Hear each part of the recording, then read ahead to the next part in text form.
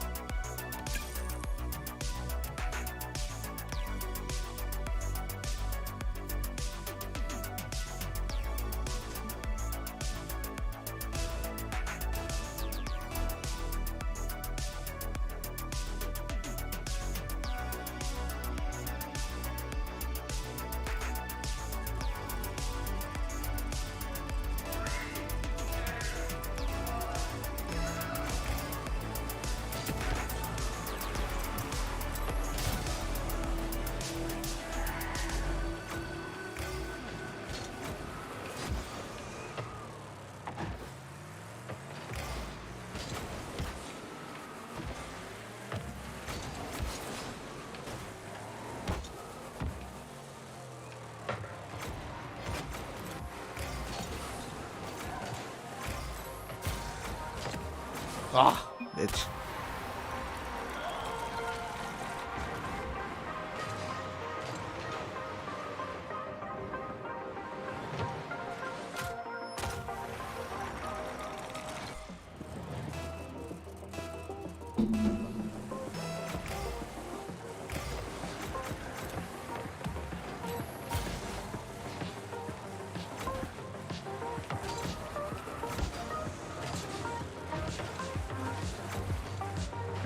Oh yeah, dude.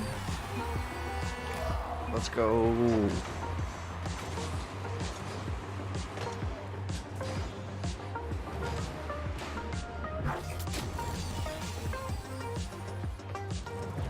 How you doing?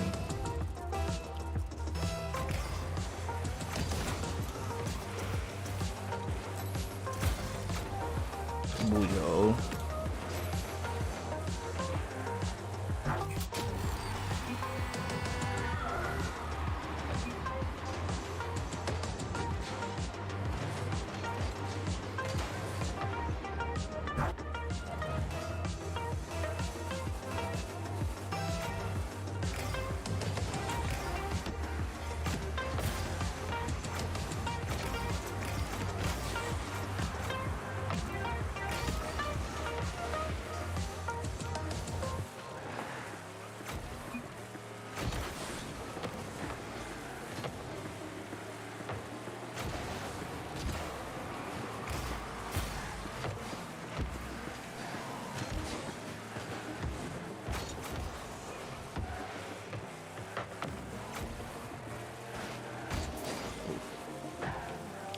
Whatever, I guess.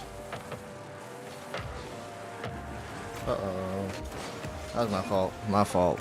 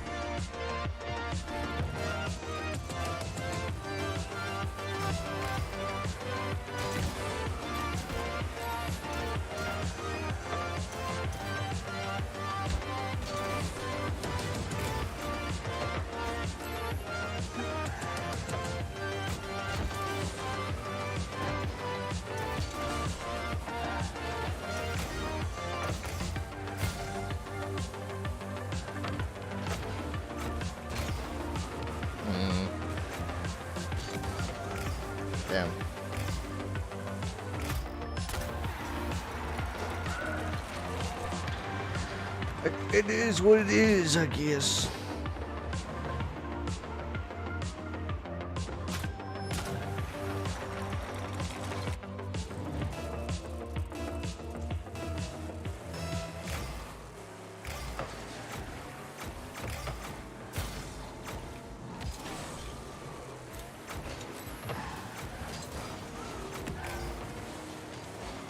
Bruh. I can't be everywhere at once, man.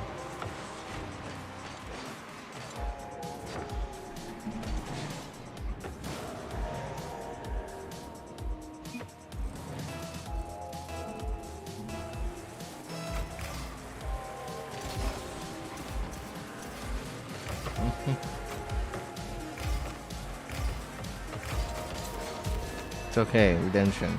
It's okay.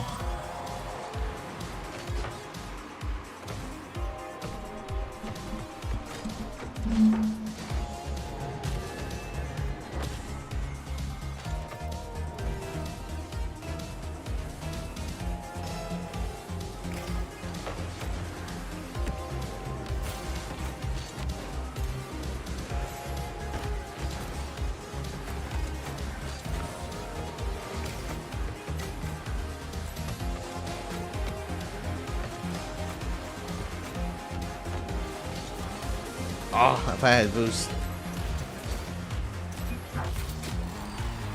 And a shot.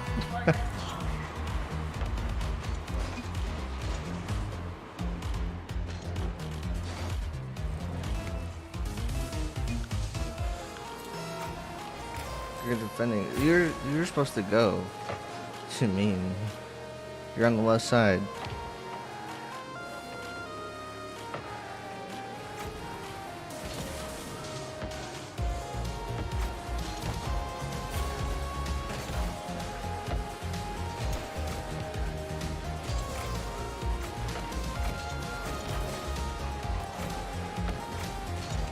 Oh.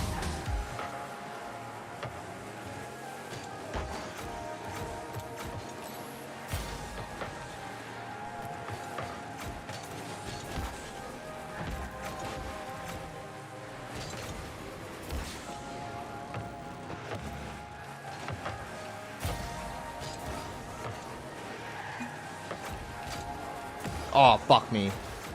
Shit. Well.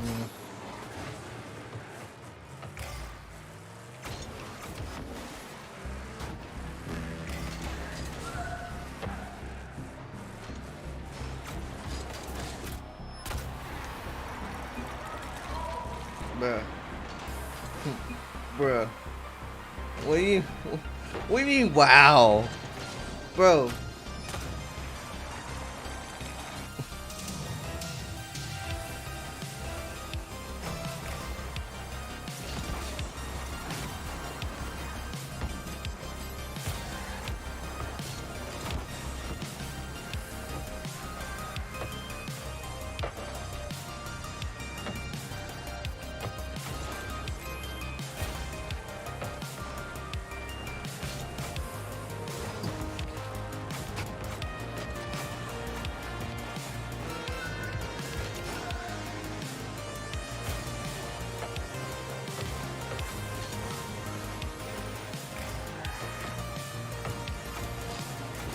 Oh.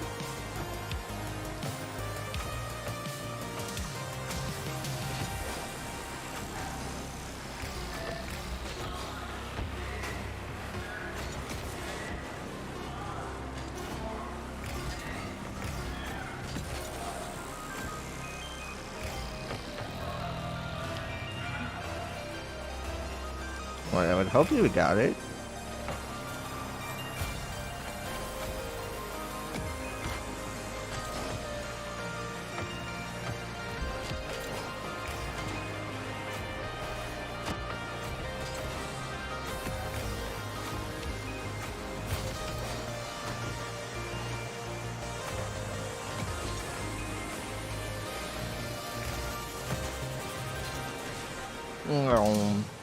Hit it.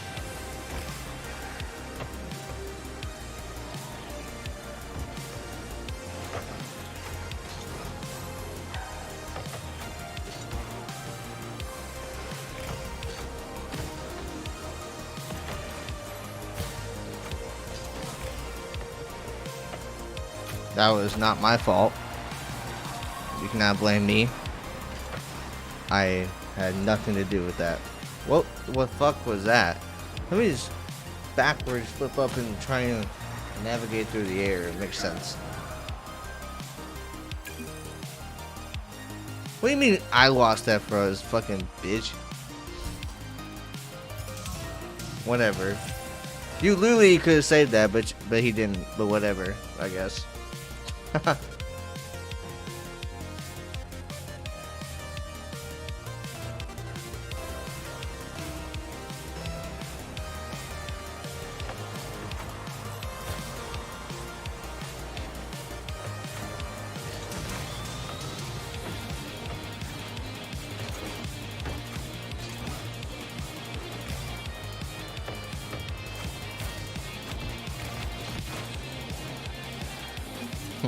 Totally planned out, dude.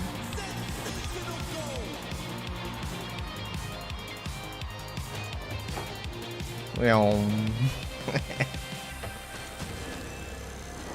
right. Despite a few hiccups, yes.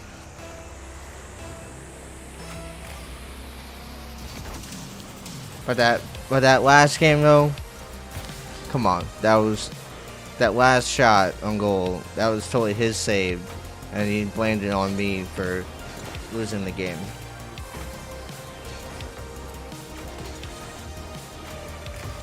Oh, you took both boosts, bro? You took the middle one? You put the middle one and the end, bro? Bruh.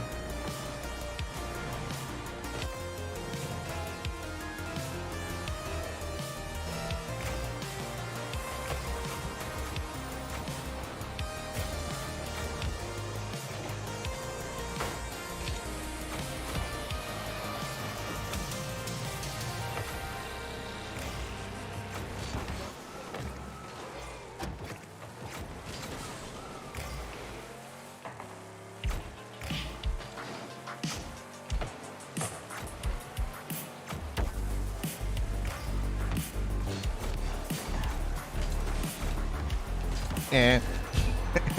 Let's go. I ran out of boost. I didn't know if I was gonna hit that in time.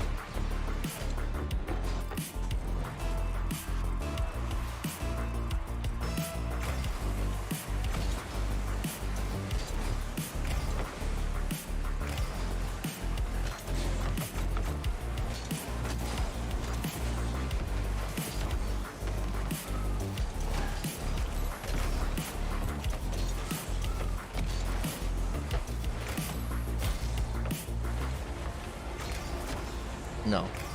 Get that shit out of there. I hit that way too hard. Go for it, bro. Oh, let me wait for somebody to contest. Well, I just fucked that up. Let me just quit shit talking for a second. Get my life straight first.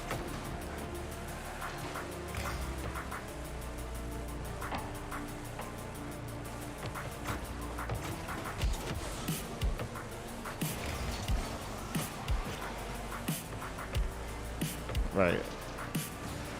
Fuck them. Fuck them kids, bro. Saved by the keeper.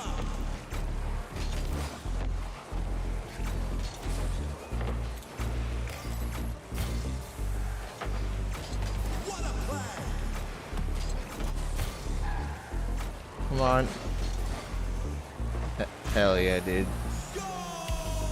Come back here, bitch.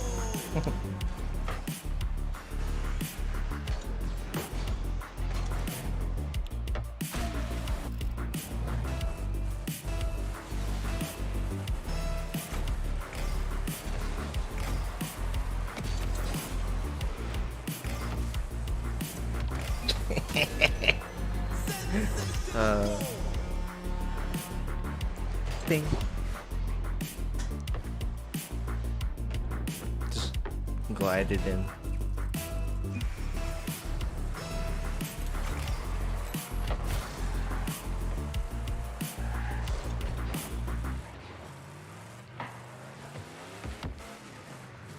How How is that not a save? I didn't get saved for that. Bullshit. Bolshevik.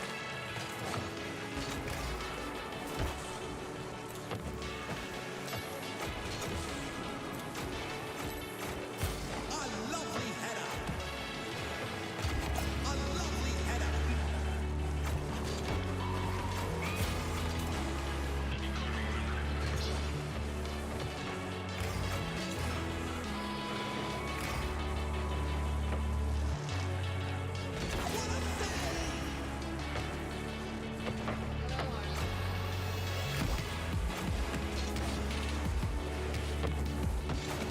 Ah.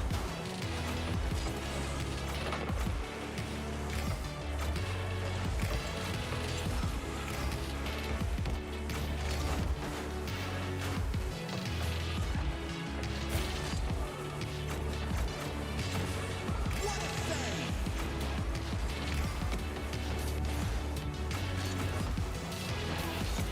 What a save.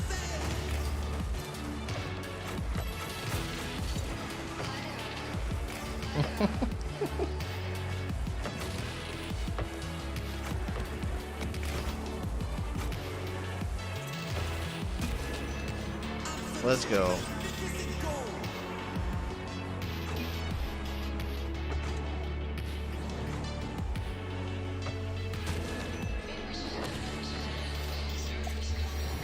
Oh, forfeit. Hell yeah.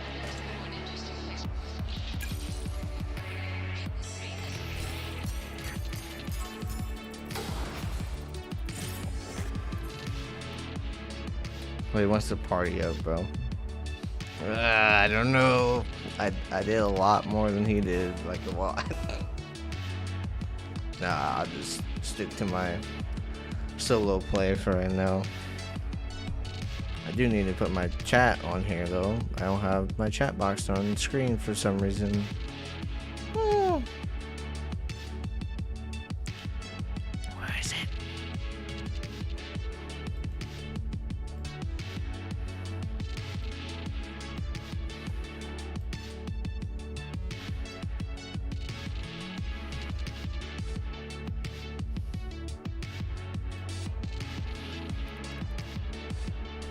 I still hasn't started, goddamn.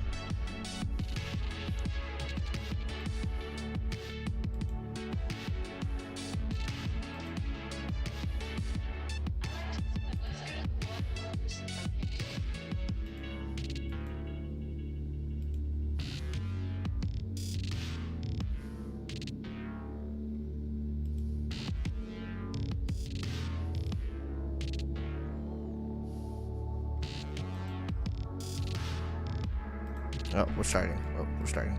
Start. God damn it.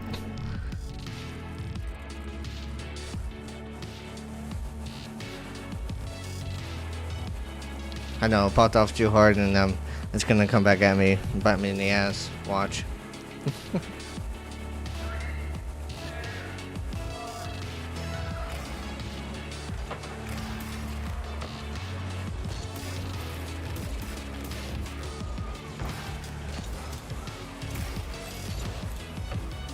I didn't even took that boost.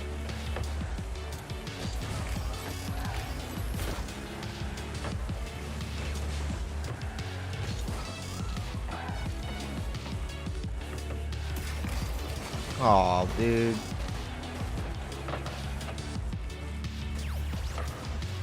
Why you trying to blow me up, bro?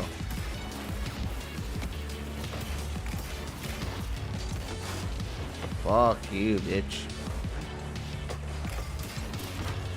Fuck out of here. Why you keep stealing all the boosts, man? Like,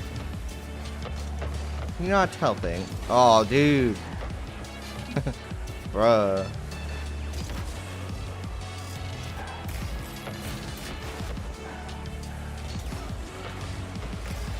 Okay. Redemption a little bit. Nice shot.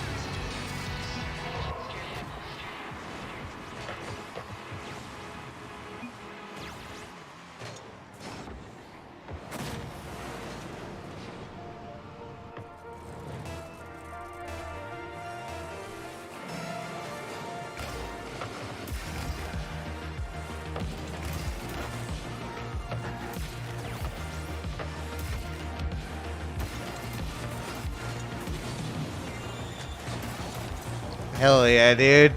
There, there we go.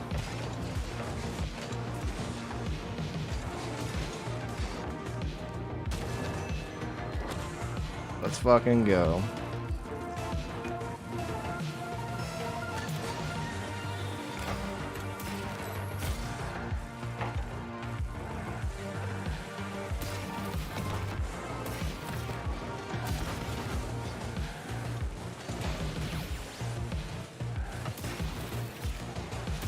It was. I'm not gonna lie, it was. But it worked. And that's all that matters. I got the save. Oh, I got the shot. I mean, if he could. There we go.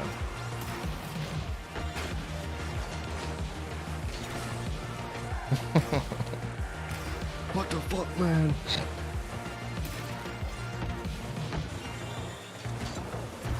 No.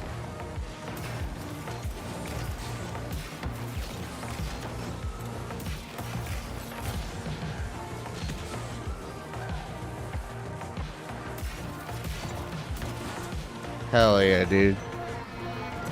What a save, man. Pop, pop, cheerio.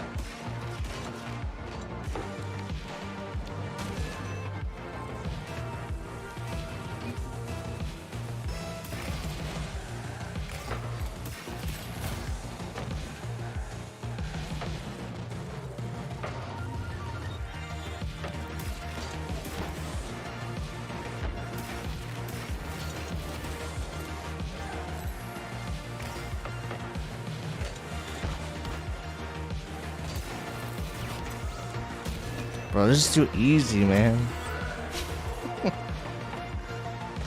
Just played yourself.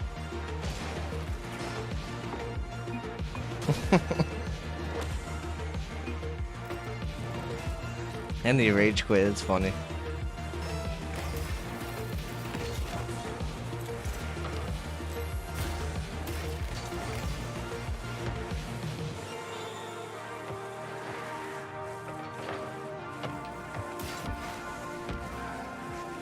Not even really try-harding either. Just playing the game. Having fun chilling. Nice little pass to myself.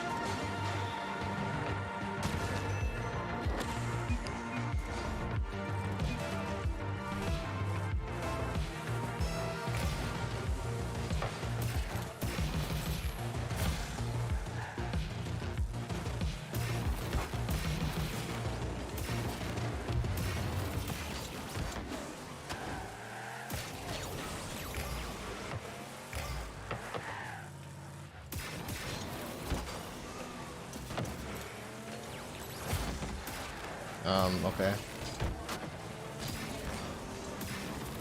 Well, just forfeit, please. It's 6-0. I want to play other games.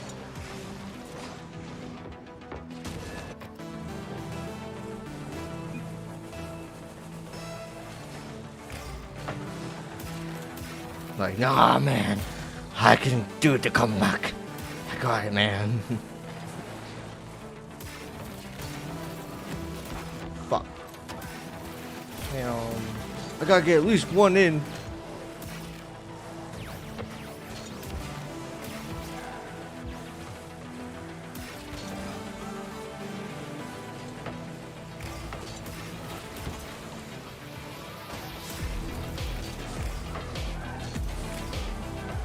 See, gotta get at least one in.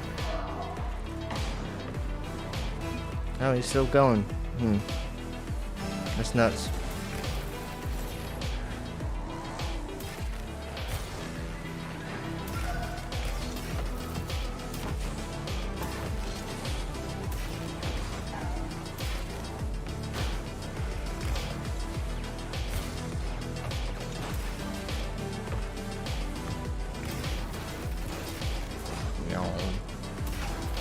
No.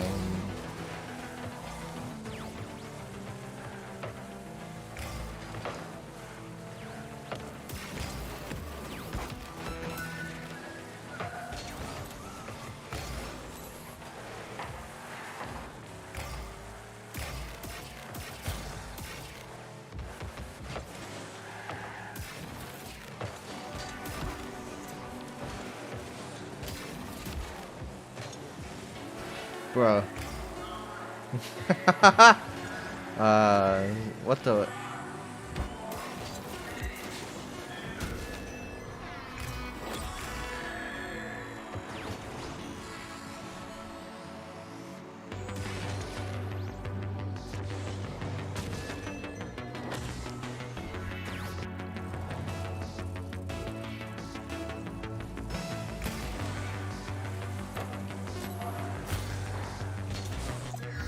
Hell yeah, dude.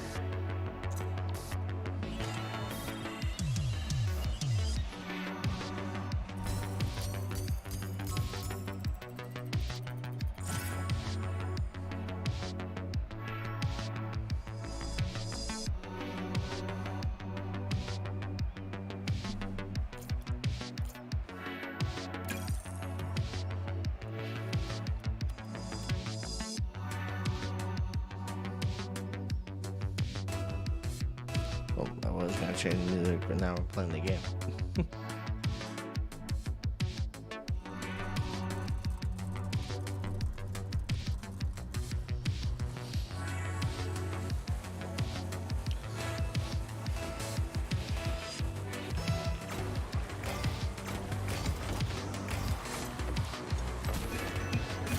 What even happened? I took my eyes off the ball.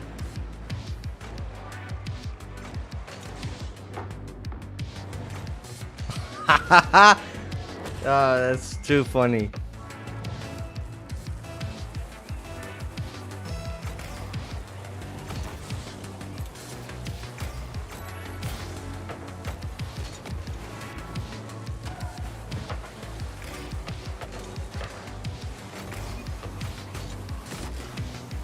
Oh, please. Hell yeah, dude.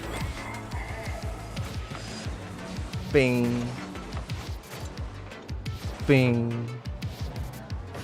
Denied, bitch.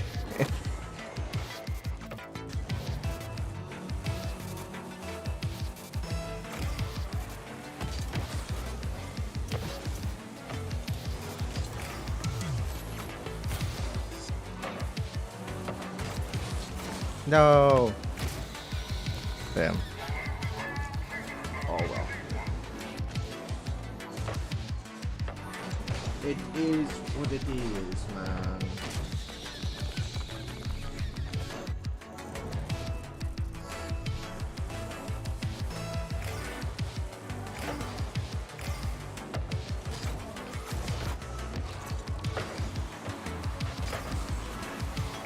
What? Okay.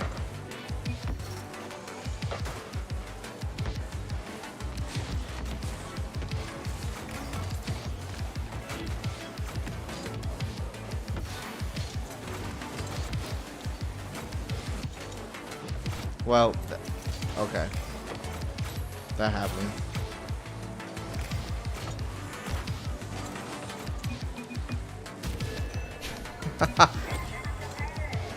What is happening right now?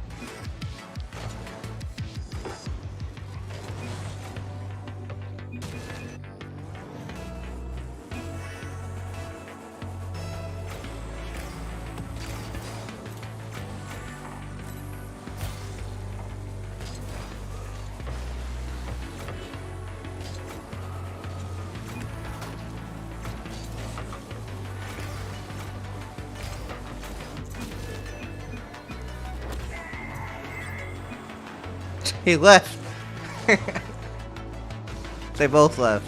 They rage quit.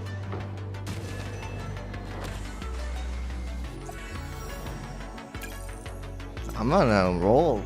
Goddamn.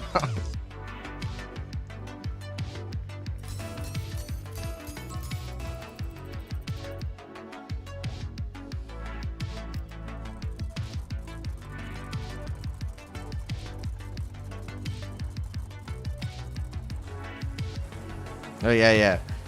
Knock on wood for me. So I don't got wood around me besides my wood down here, but I can't knock on that one.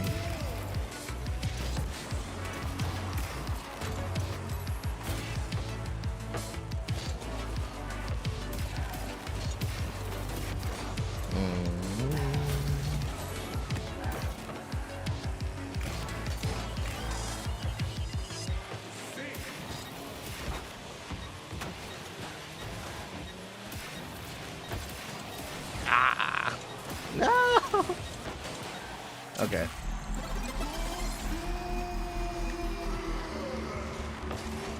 I was like, no, shit.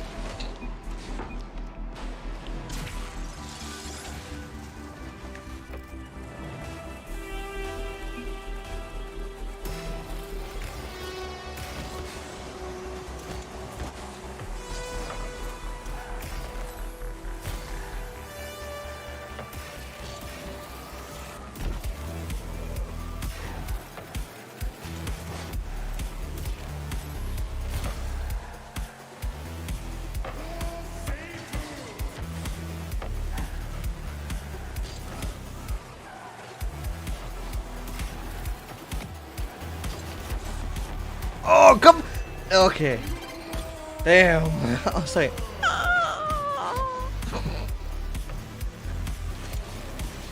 I barely even got that. I was like, if this works.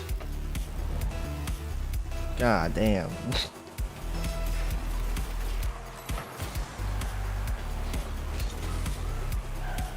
I was like, well, I know he's gonna hit it, so jump here. Oh shit, just barely.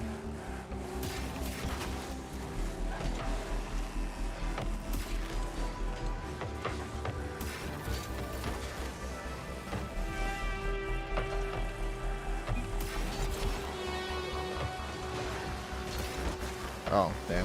Okay.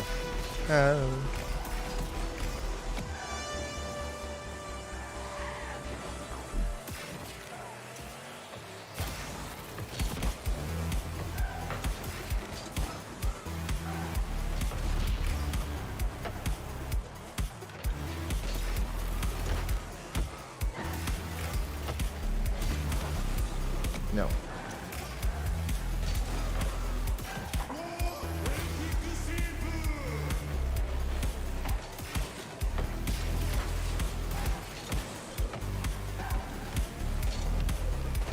Oh, he wasn't there. Try again. Still not there. That's great. What was he do? Fucking sucking dick in the corner? The fuck?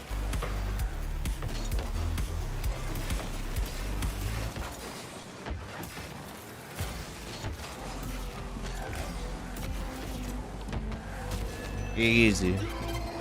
It's okay, I'll just do it my fucking self then.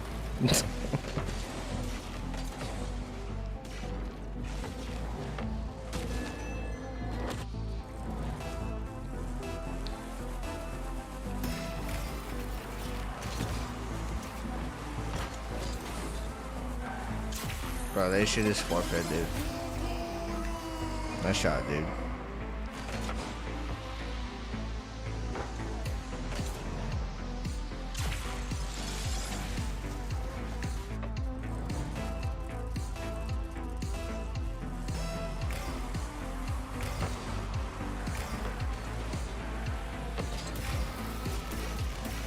Well, okay. Not my fault.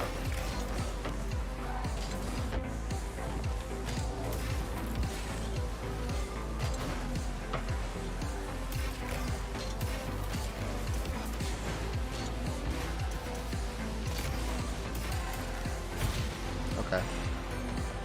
That's fine. Just reset me, it's fine.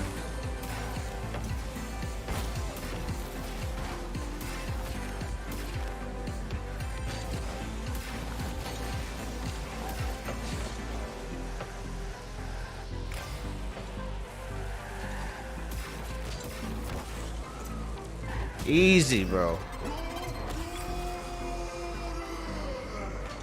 Bro, he left it. He left.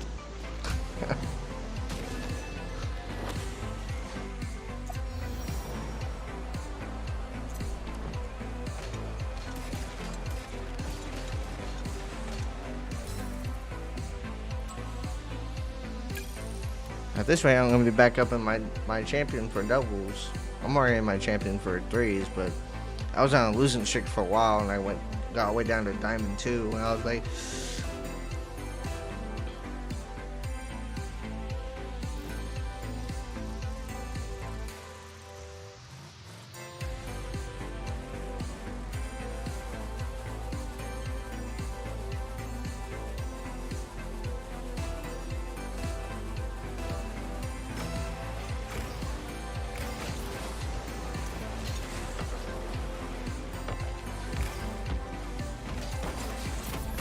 Nice shot, dude.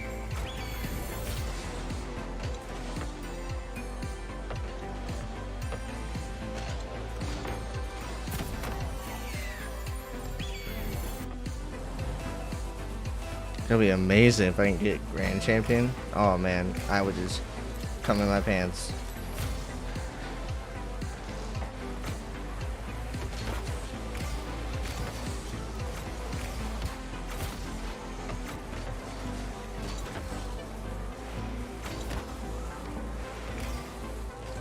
He settled down.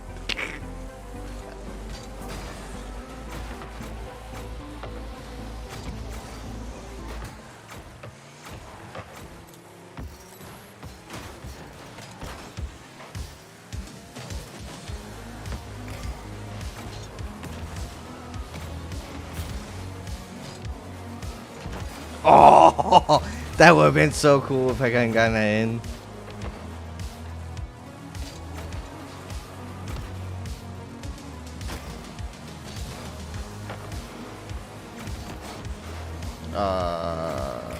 No, okay. No mercy on your soul, bitch.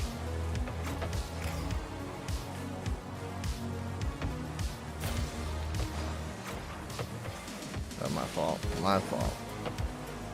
I don't know what I was doing.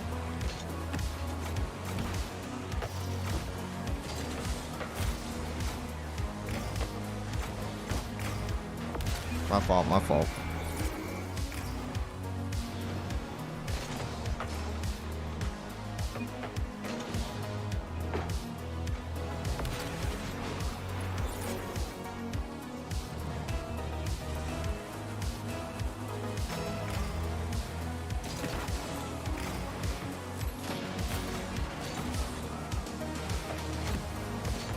Oh, damn.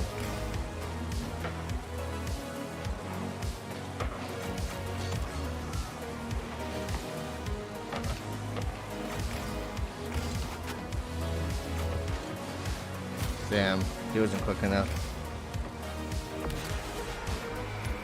But I should not have smacked it against the wall, which then bounced it out and centered for them, and they get it. That was my fault again.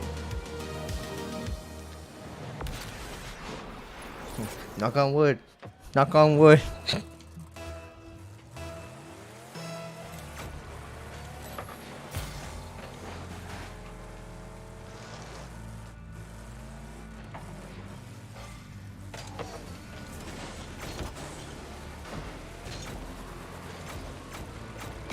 Wow, goddammit.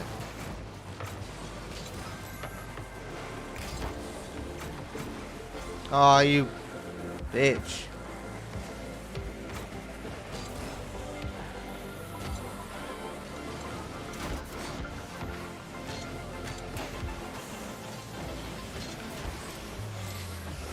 Come on. That was stupid. That was a stupid ass goal, bro.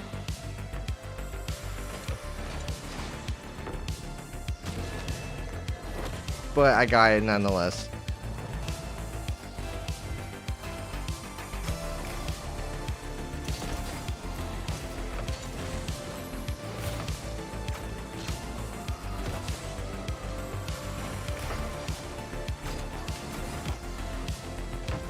Right, it still counts. It was in my name, it counts.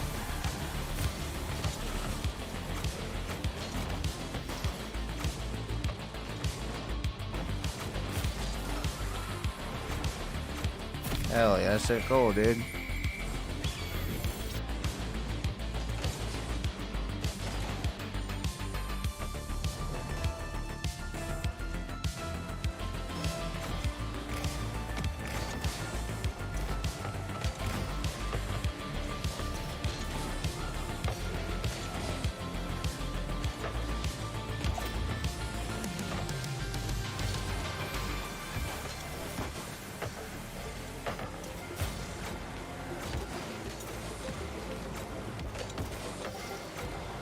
Congratulations.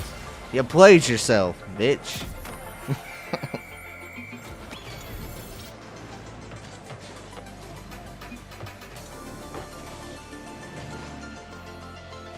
What a save.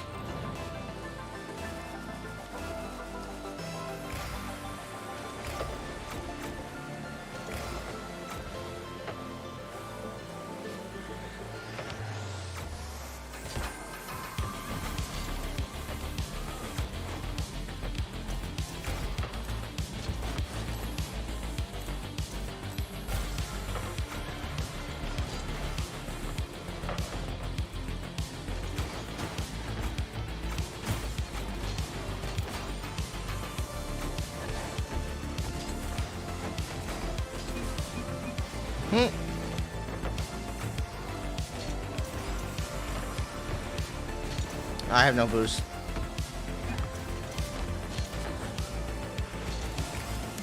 No worries, my dude.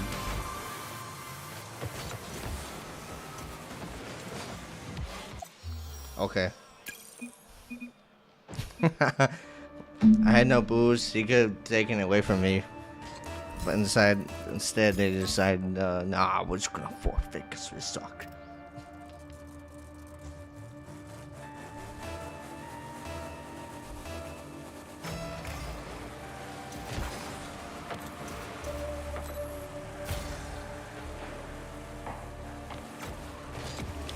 Ding, ding, ding. What the fuck? Bruh. Yeah, no. Nothing. Kidding.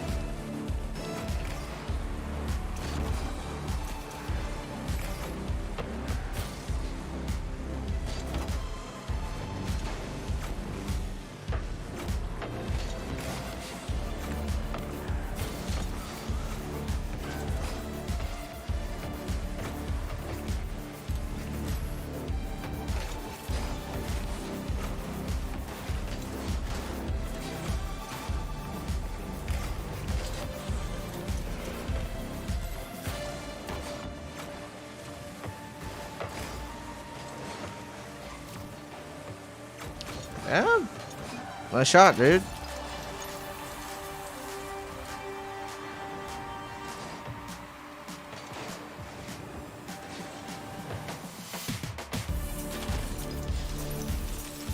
By the way, I'm also streaming this on YouTube as well as Twitch right now.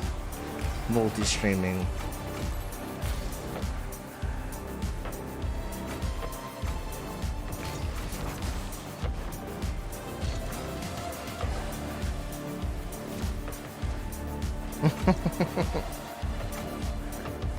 You gotta get the publicity out, you know. Share the streams. Tell your friends. I need that affiliate. I need 50 fucking followers so I can get the affiliate, you know.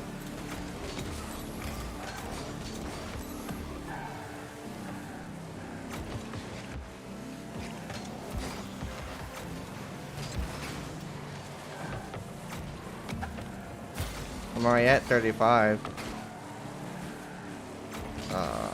Bro. Bruh.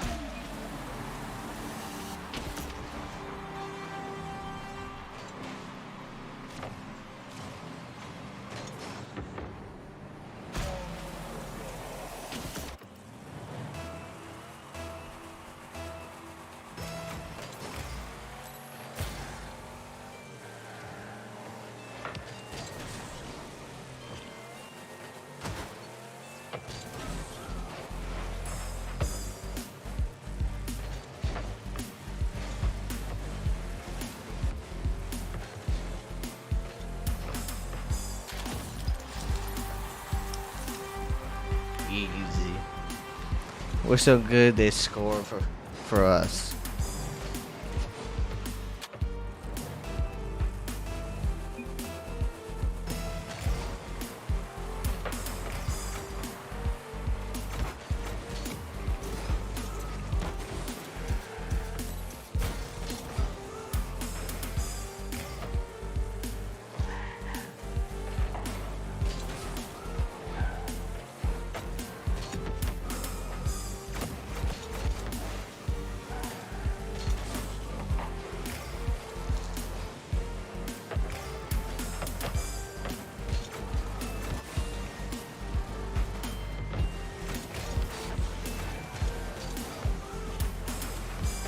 Right.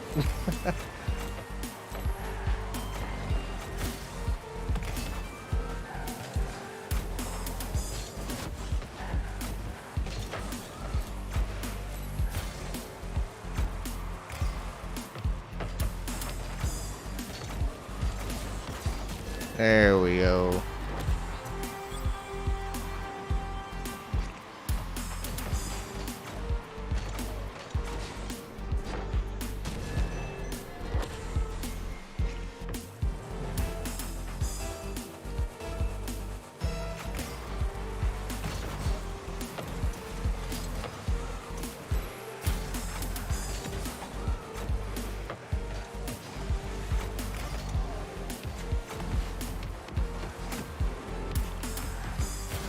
Okay.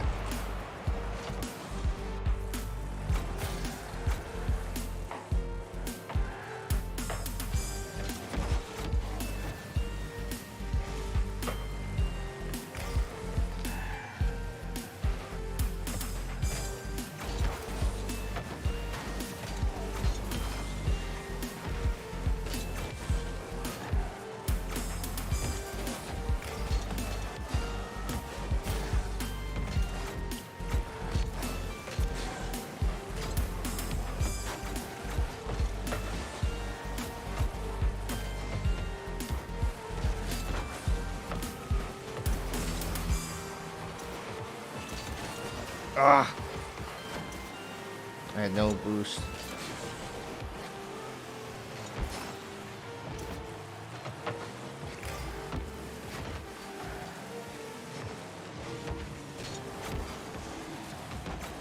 Bruh.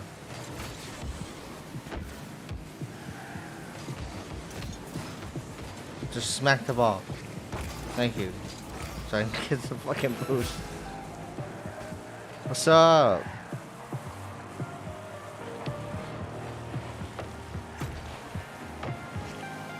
Damn. I distracted me.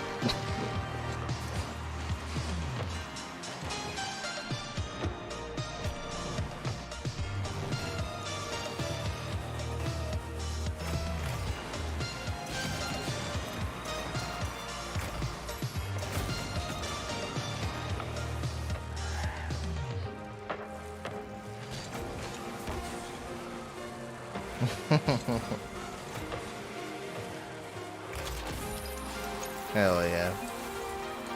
Got it in the bag now. If they score in 5 seconds, I'm gonna be livid.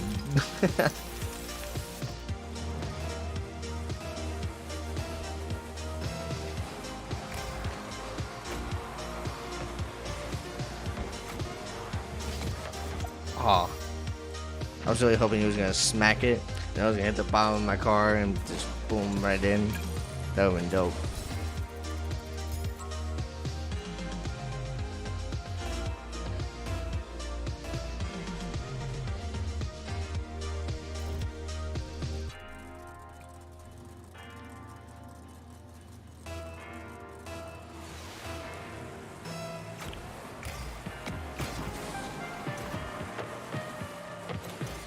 God damn it, dude.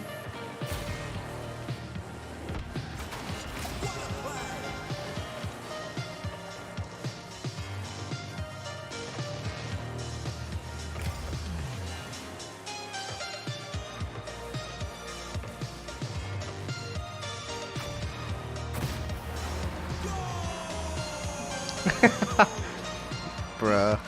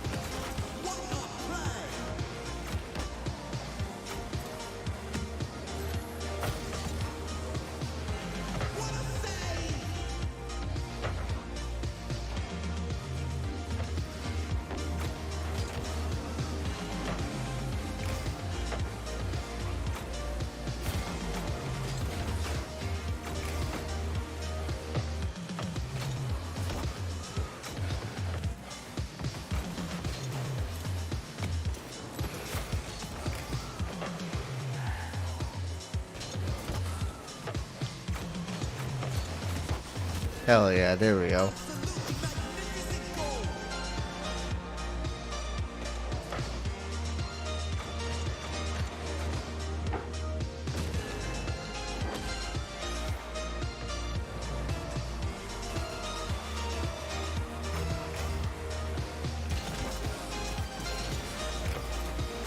He was trying to blow me up.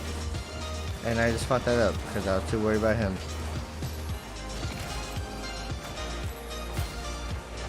What a save!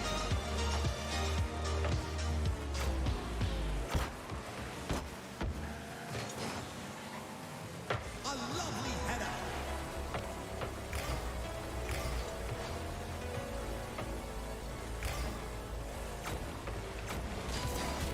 Easy. Magnificent Easy. Great pass, guys.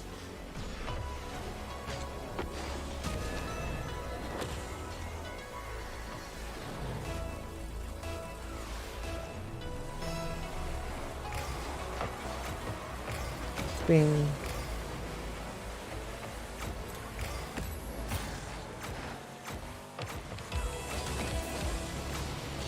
Oh man. Okay.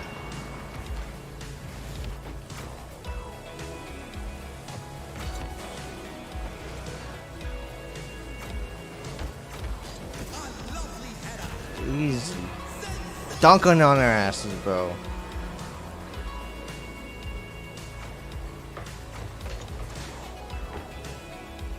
I saw that from a mile away.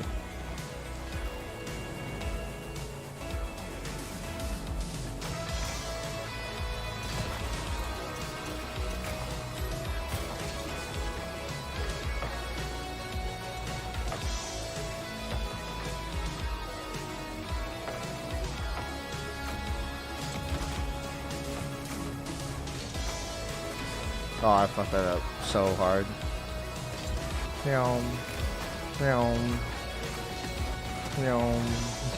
I'm just being in their way at this point.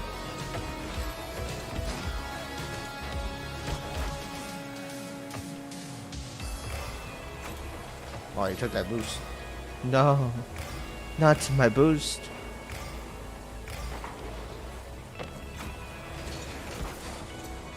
There we go. Absolutely magnificent goal.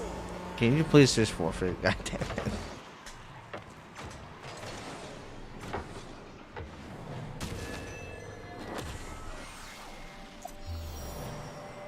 There we go.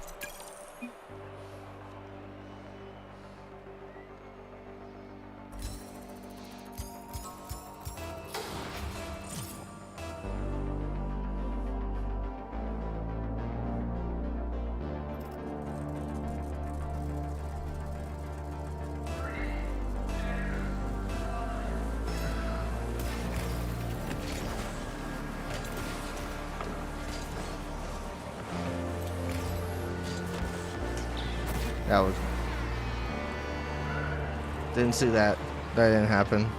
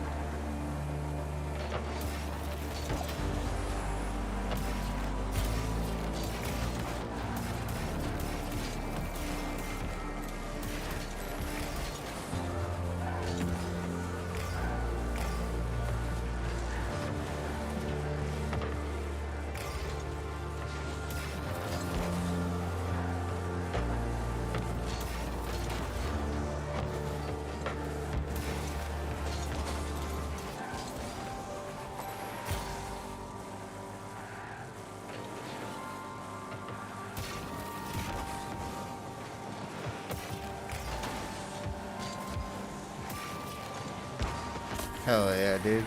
Nice shot.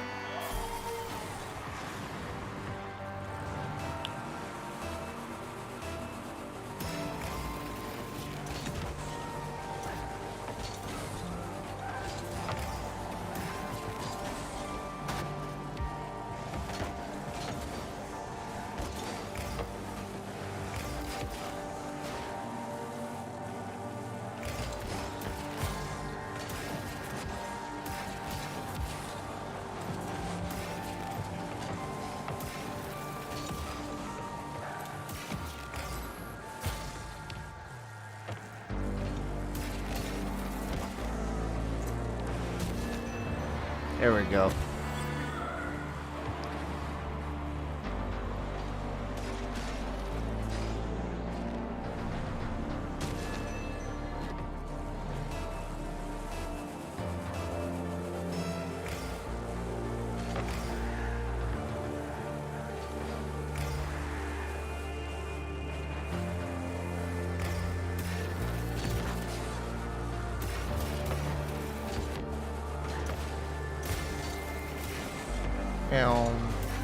What were you?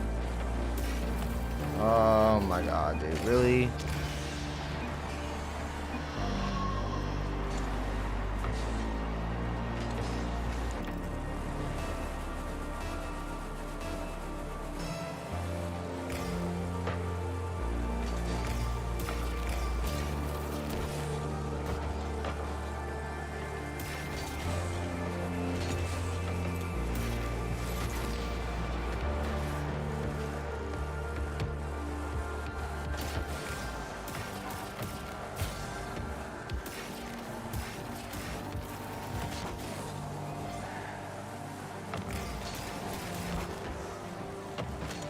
Why are you following up my ass, bro?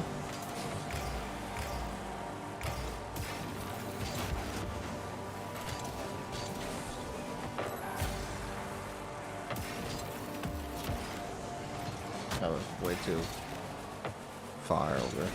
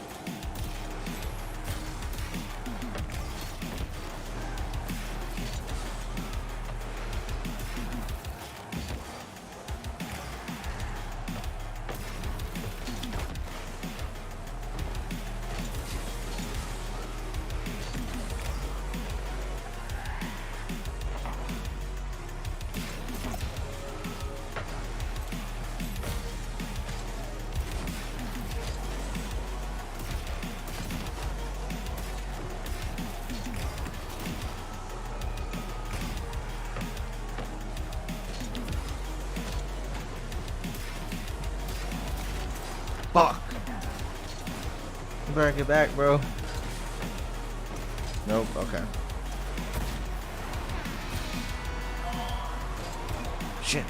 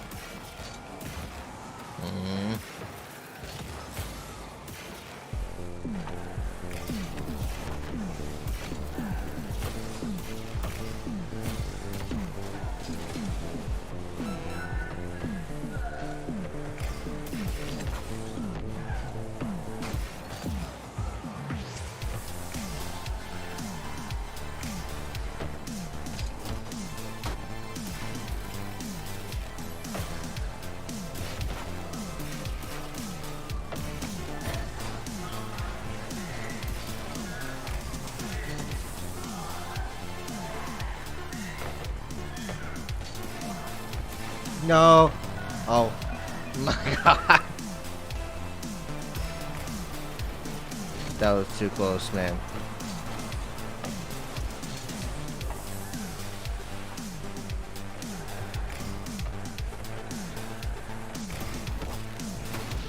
Okay.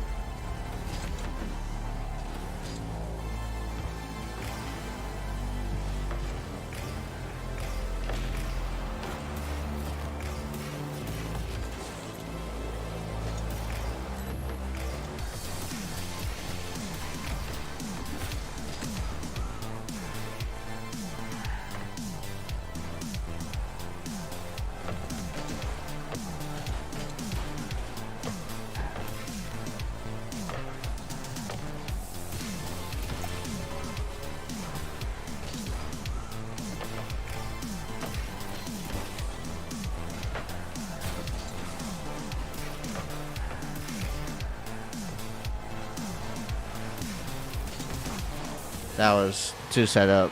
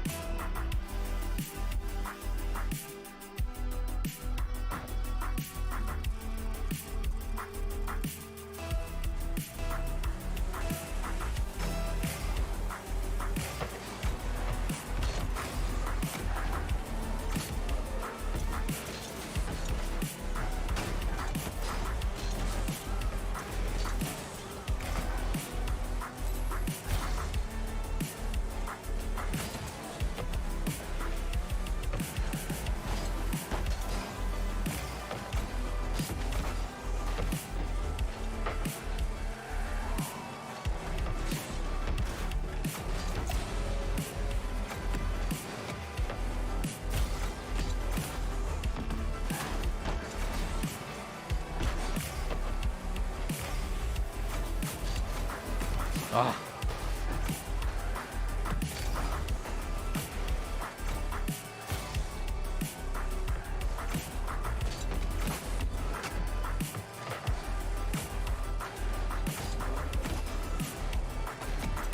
Yes! Fuck yeah, dude.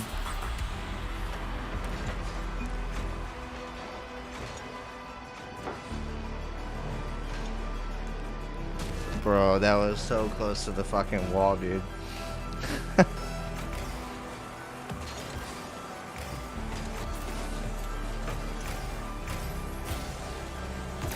Sick.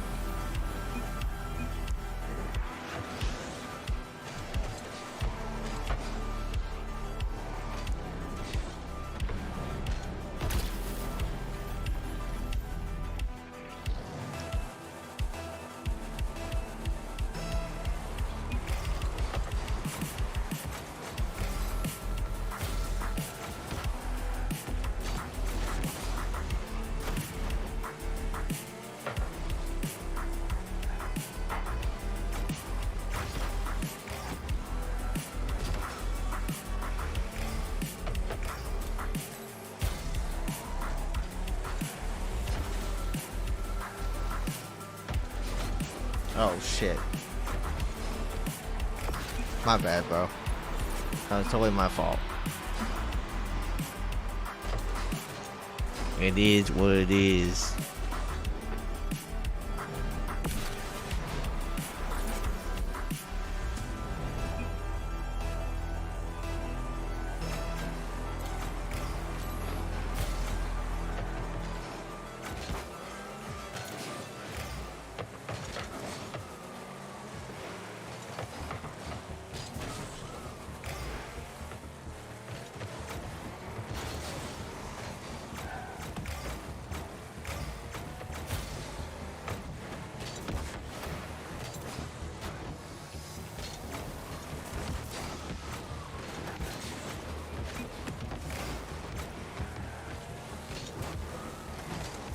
Yeah, dude.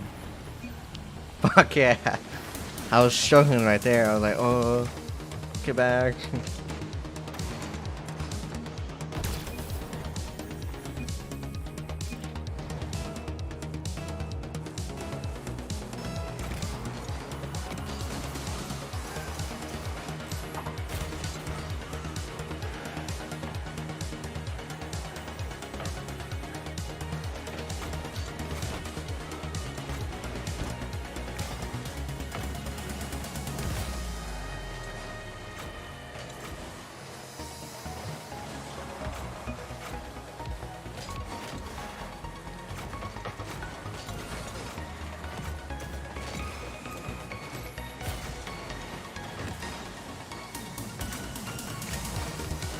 Thank you.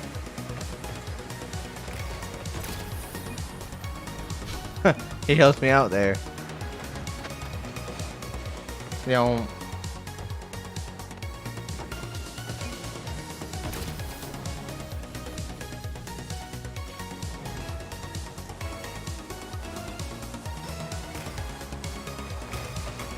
Oh, well.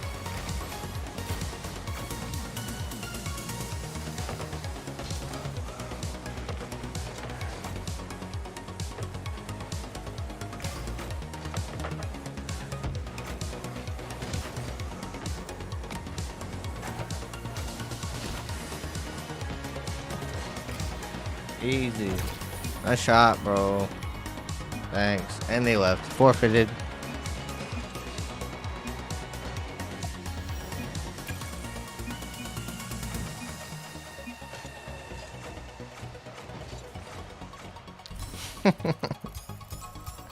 Yes.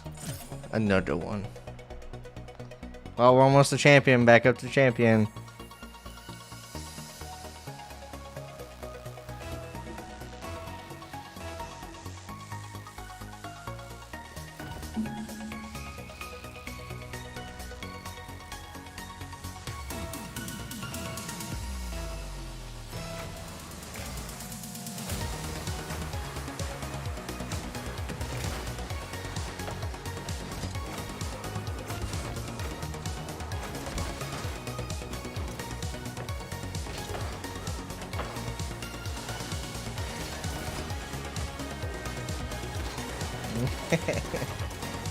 Oh, he took it.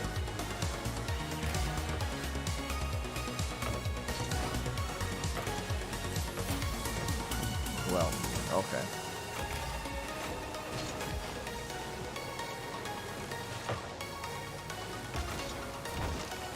Nope. Meow.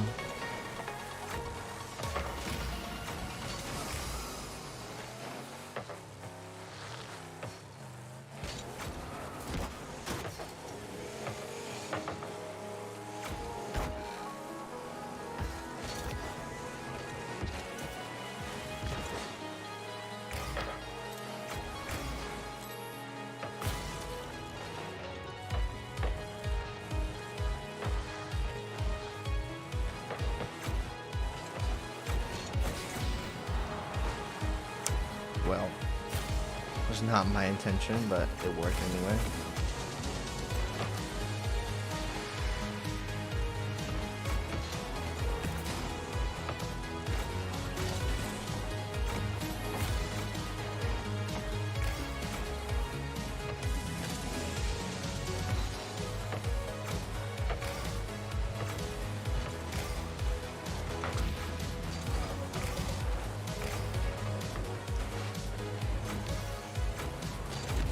Down.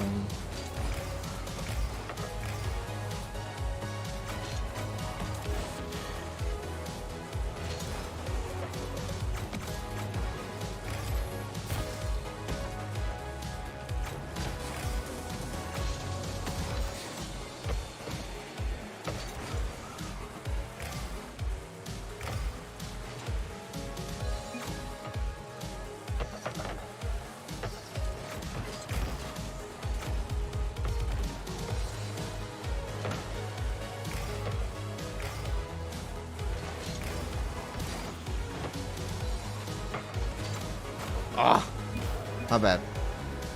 My fault. Whoopsies!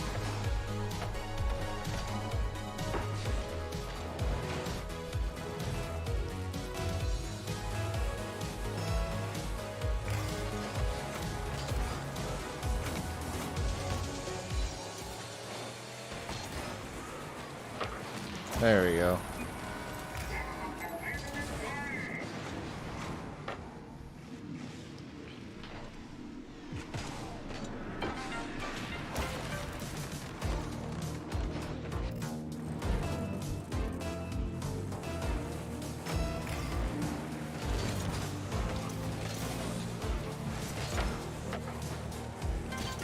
Oh shit. Fuck. My bad, dog. Shit.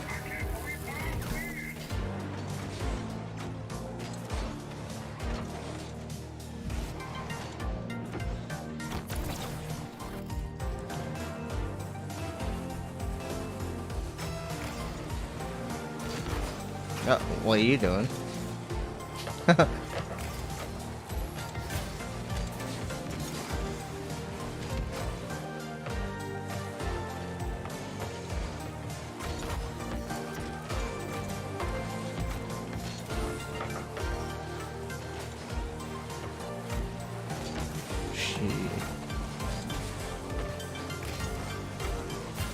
Well, these guys are just whooping our ass. It's okay, just shake it out, man. Just.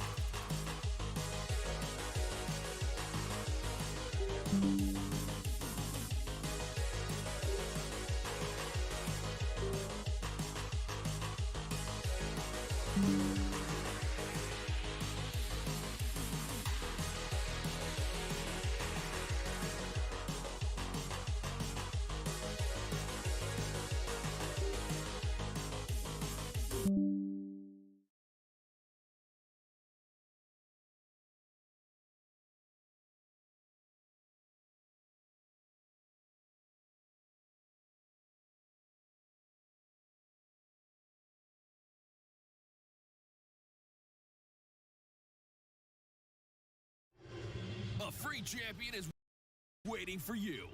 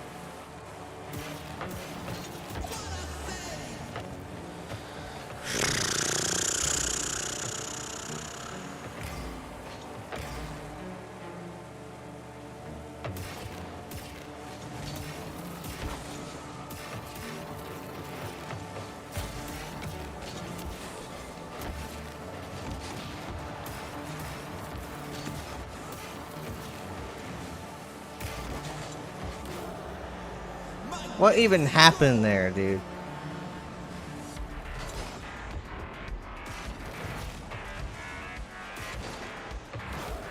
You just hit the ball but didn't do anything? That doesn't make sense.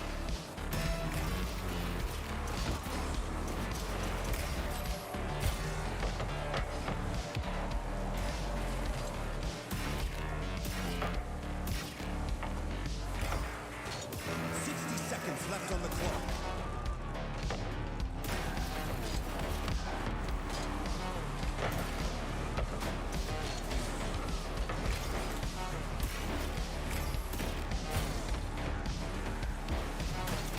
Okay. And you're just... Okay.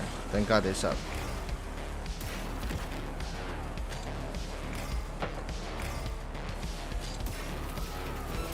No fucking way, dude. I totally hit that. Son of a bitch, bro.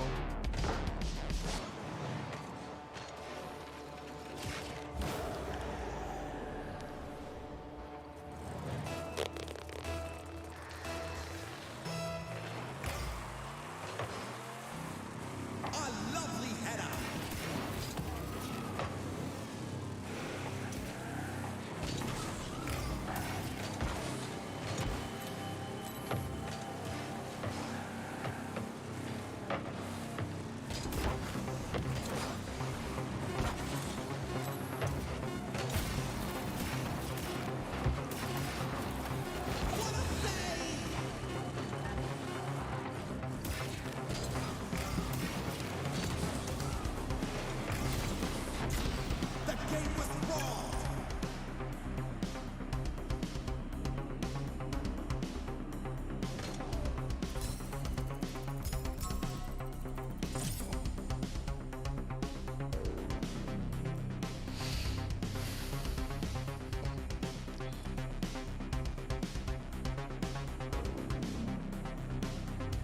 I had no goals, and I had more points than him.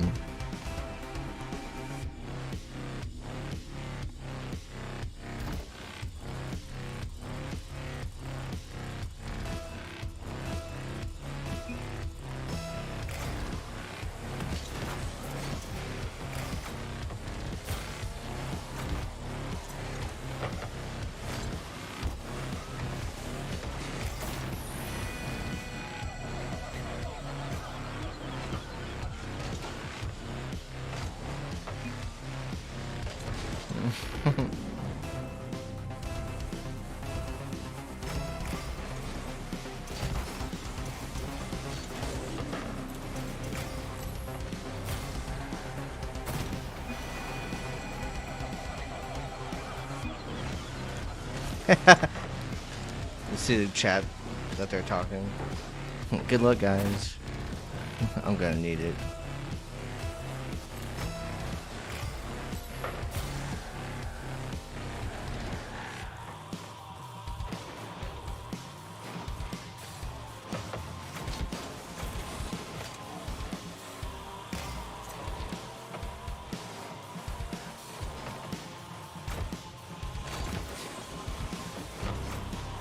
Okay.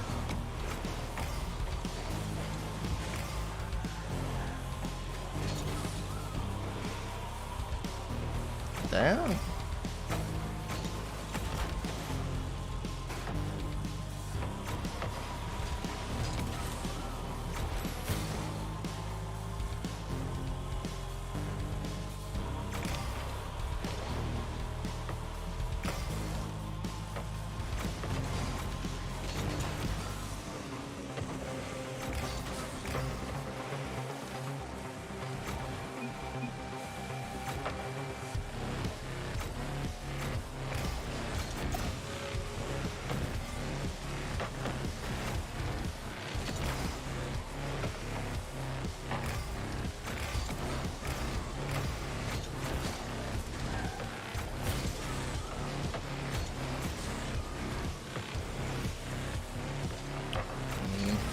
I was hoping you were gonna flick it.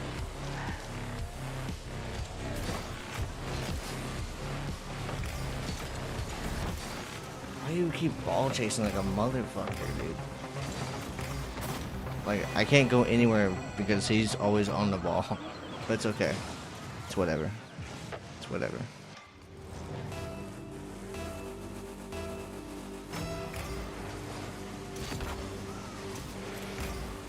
Okay.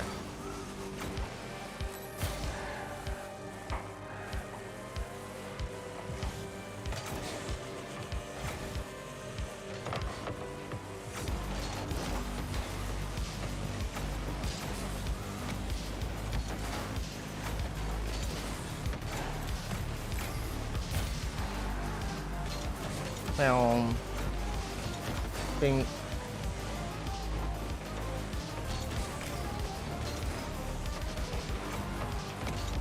Fuck me. That's not what I wanted.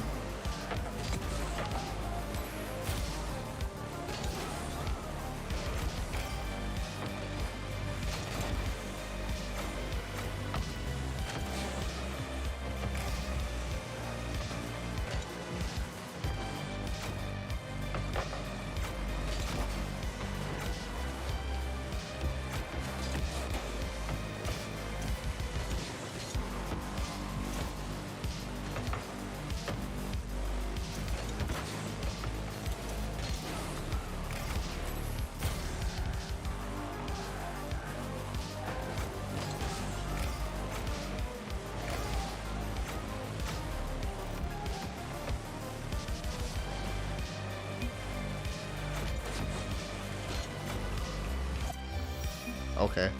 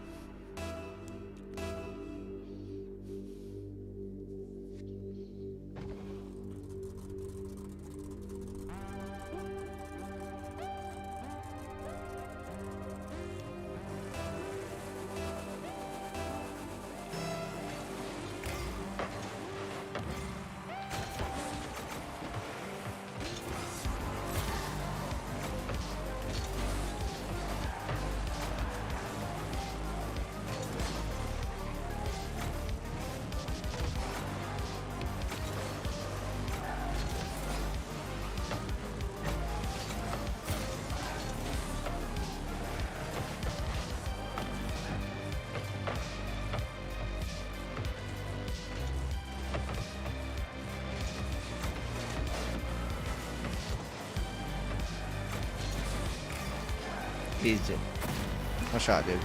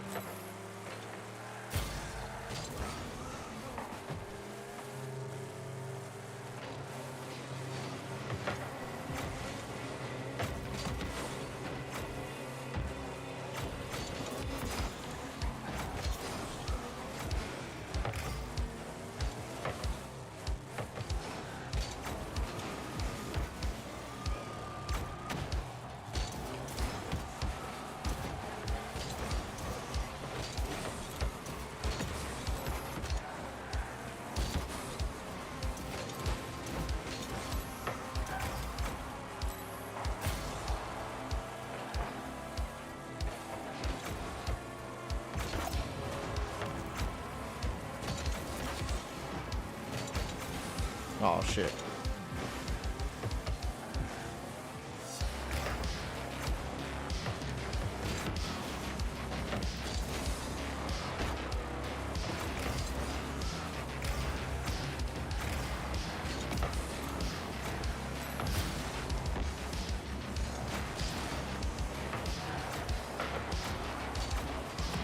Oh shit.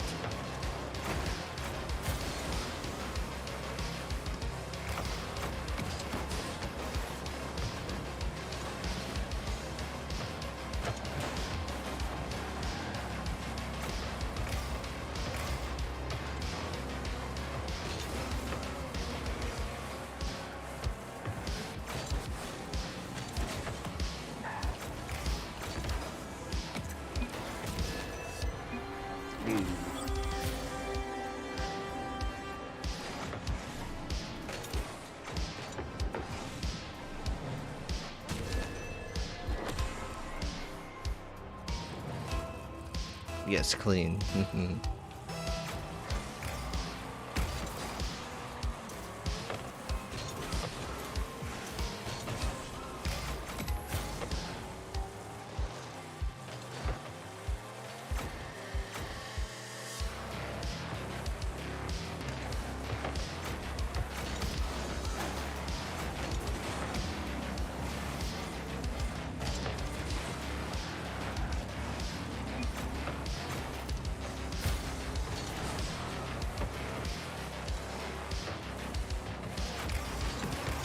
Nope.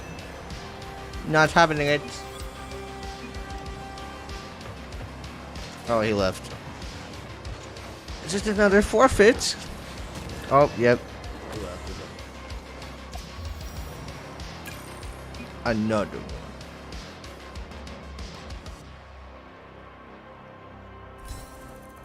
Right. Oh shit, dude.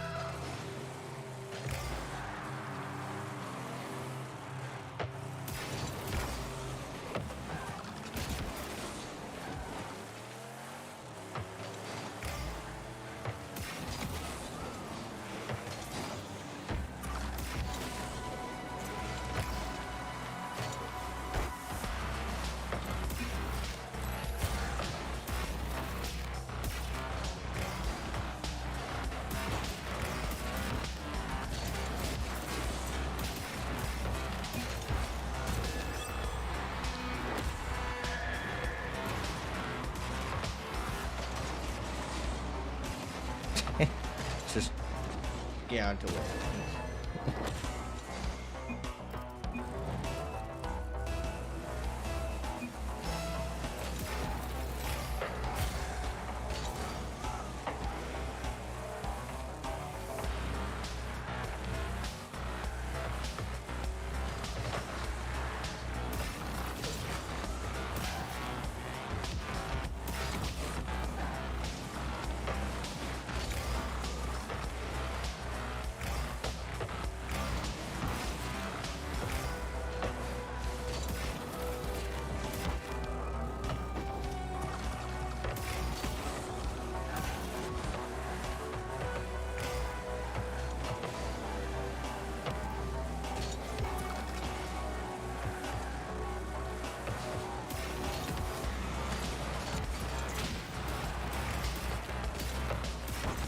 Oh!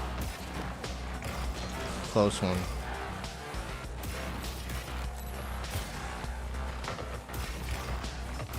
Oh shit.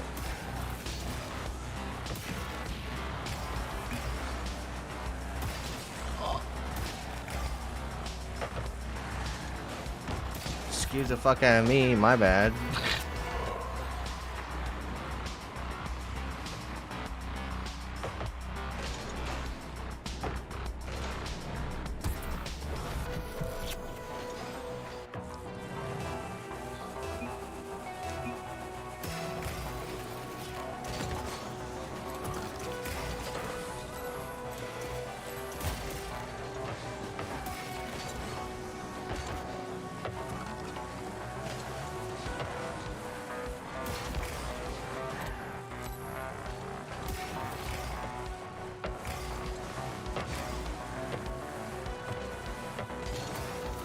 Shit.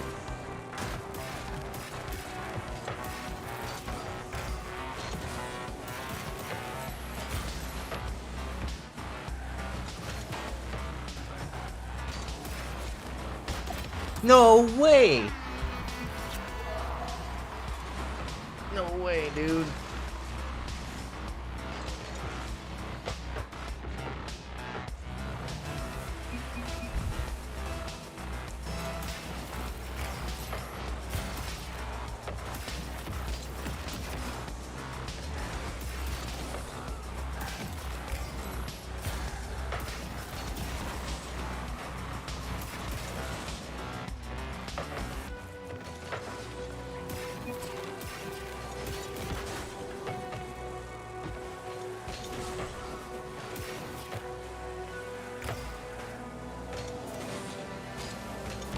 No.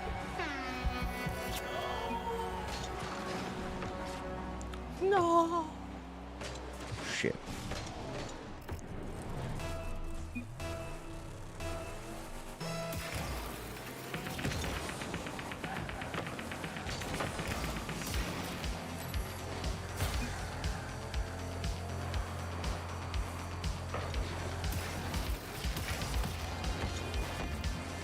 Oh my god. I'm getting mad at myself. Shit. We got this. We can recover. It's fine.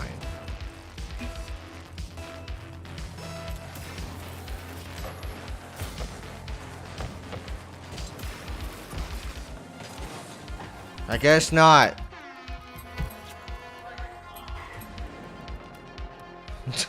Shit.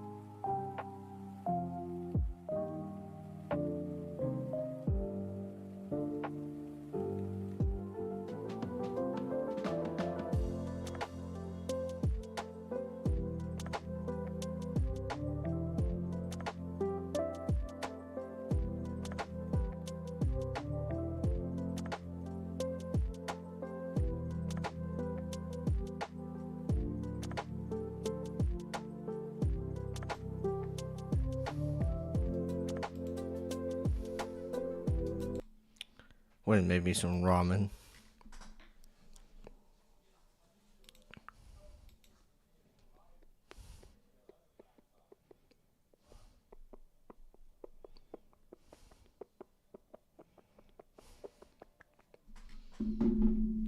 While I'm eating my ramen, let's watch something. Watch it together. See, senor.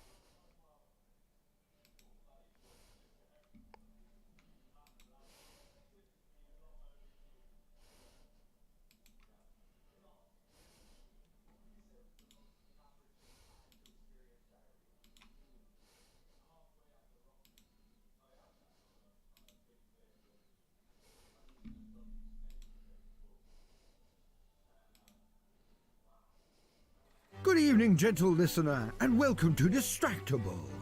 This week, the lads discuss identity and why their voices don't match their faces. ADHD Mark divulges the difficulties of blowing his own trumpet. Lawyer Wade gets off to the boys, giving him attention. And self-aware Bob struggles with his weight, but we love him just the way he is. From manifestation to true fulfillment. Yes, it's time for self-actualization. Now sit back and prepare to be distracted and enjoy the show. Hey everybody, welcome back to another episode of Distractable. I'm today's host, Wade. You did ask us if we were ready, and neither of us were ready. You both said yes! You asked if I was ready, and I went. And I realized after you had asked, but before I responded, oh, I don't have a drink in front of me, and I was wanting to get a drink.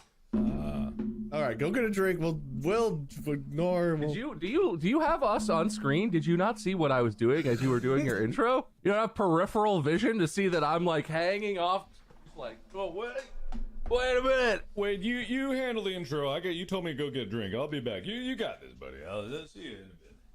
Let me know when you start. Yeah, just keep going. No, fuck you, I'm gonna just do it without him. He'll come back into the intro. Alright, well, welcome back, I guess. I don't know what you all have heard yet, but welcome back to the show where... Yeah, me too. There's usually three of us. Big agree. 2.5 right now, 3 maybe. Well said, buddy. The host makes an episode, the other two compete, and the host decides who wins and gets to host the next one, I guess. I am eternally disappointed in you all, and you guys are eternally disappointed in me. That's why we work. I'm hyping you up, man. Thank you. I feel hip and hyped. How are you two? I care. God dang. Sorry, I'm trying to hype you up. So easily derailed, Wade. We're just goofing around. You know this is a funny podcast, right? It was probably the most hilarious intro we've ever had, so thank you. Every week he just gets more sick of us every single week. And it's like, what are we doing? What are we doing? We're just having a good old time, buddy. All right, buddy. How are you? Buddy. I'm good, busy but good. Things are working out nicely. I don't have much else to update other than, just like still working on the same things I've been working on, still doing the same things. You want to tell us about them? Specifics? Not you. Details? Names? Titles, scripts, character lists, casting, Nope. molding. Molding. That just sounded like something you might do in show business. I don't know. Does the set or studio have crown molding? Tell us. We got the casting, the molding, the scolding, and the bolding. I know people really want to see this. It was so funny, because there was articles when we had like the Spotify deal announced, and so we were talking about like I had an interview that was like, yeah, it's really cool, exclusive to Spotify. Still have the videos are exclusive to Spotify, but the audio's still going out. other places, and it was talking about like that and interview, yada yada yada. And then came a question that was like very end of the article, and the interview was just like, so there's rumors that you might be in the Five Nights at Freddy's movie. I was just like, no, there was like scheduling conflicts. I forget my exact wording of it, and then everyone was totally derailed from the main subject of the interview, and the only thing people talked about in the Variety article was that last question of like, well, he didn't say no, well, he didn't say yes, and I was like, no, there's a scheduling conflict, and a lot of people want to know about. Well, thanks for bringing it up again. No one's gonna give a shit about this episode. They'll be like, he mentioned FNAF, he mentioned FNAF, you think he's gonna be in FNAF? Bob, what would you say to Variety if they came and asked you a question? Well, I'm not in the Five Nights at Freddy's movie. That's an obvious one. Bob's market FNAF. That's like a nightmare. I could see Wade or I having. He's like, we get the call. Someone emails us and is like, Mark's busy. He usually handles this. People like talking to Mark, and he's nice, so we send him. He's busy, so you have to do the interview with whatever magazine. You're doing an interview with GQ magazine, and I show up, and they do the makeup, and I'm sitting in a chair, and then a very official-looking interviewer sits down across from me, and they're like, okay, sound speeds, rolling. Okay, looks good. Let's go, guys. Start up. And the interviewer's just like, so tell us about Mark. What's Mark like in person? Do we have that happen? What is Mark coming to this too, or is it just you? It's like a professional interview, but it's the same as all those very joyous experiences that Wade and I have, where everyone's like, and what about Mark? Have you had a fan interaction like in person, or like where you've met someone, don't have to be a fan, just like that one confuses the two of us? They're like, Wade, tell us about, like, and all they ask about are like Mark things, or like things Mark has done or might do, and it's like, you don't even know which one of the three I am, and you haven't even said do you want a picture with me? Yeah, I can Photoshop Mark. It's like, oh, okay. My favorite is I had one once where someone came up. I was at a convention, so it was like a line of people. So someone got their turn and came up and was like, oh my god, I'm so excited to meet you. And I think it was me and you, Wade. I think it was the one in Louisville where it was just us and Mark was not there. And they got there and they were like, oh my god, I'm so excited to see you. Wade, how are you? Wade, how's it going? And how's Mandy? And I was like, whoa. that's correct and wrong in so many ways. Well, you want me to go ask her? I don't understand. But also, Molly was at that one and was there with us. So they thought I was Wade. They thought Wade was married to Mandy. They thought you were with Molly. I don't know, man. And people get excited, so like, I don't really judge that hard, because people get very excited. They don't know. And from the comments on the new video format, lots of people were like, whoa, that's not who I thought those were. Wade's voice fits Bob, and Bob's voice fits Wade. And I was like, well, truth is, that is our real voices. We just do this ventriloquist act when we're recording, so it's actually Bob talking and just me moving my lips. man, I haven't thought about that in a long time. That was like 6 years ago. Oh, yeah.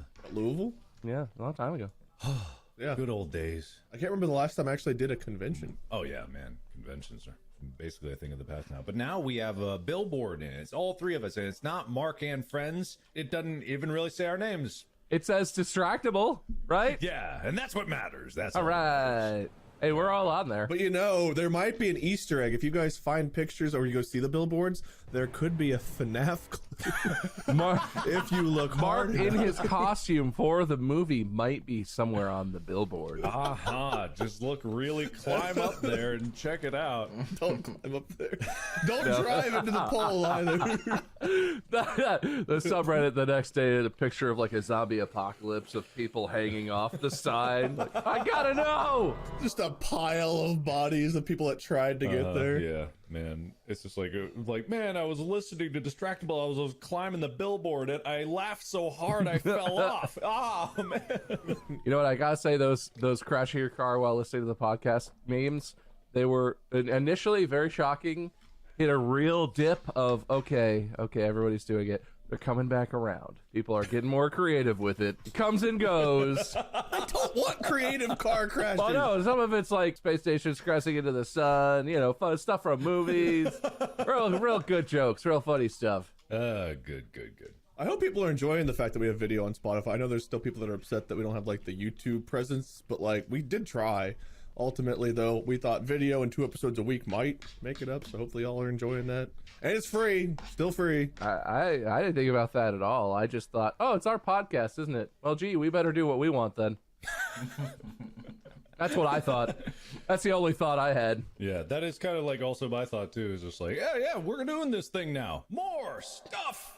No. The internet's very entitled. They get what they want at all costs. They get what they want as long as it's what we want to give them. You're welcome. This is not our podcast. This is their podcast, and we just show up and have to work. Can I lodge a complaint? No. Yes. I'm lodging a complaint with Mark.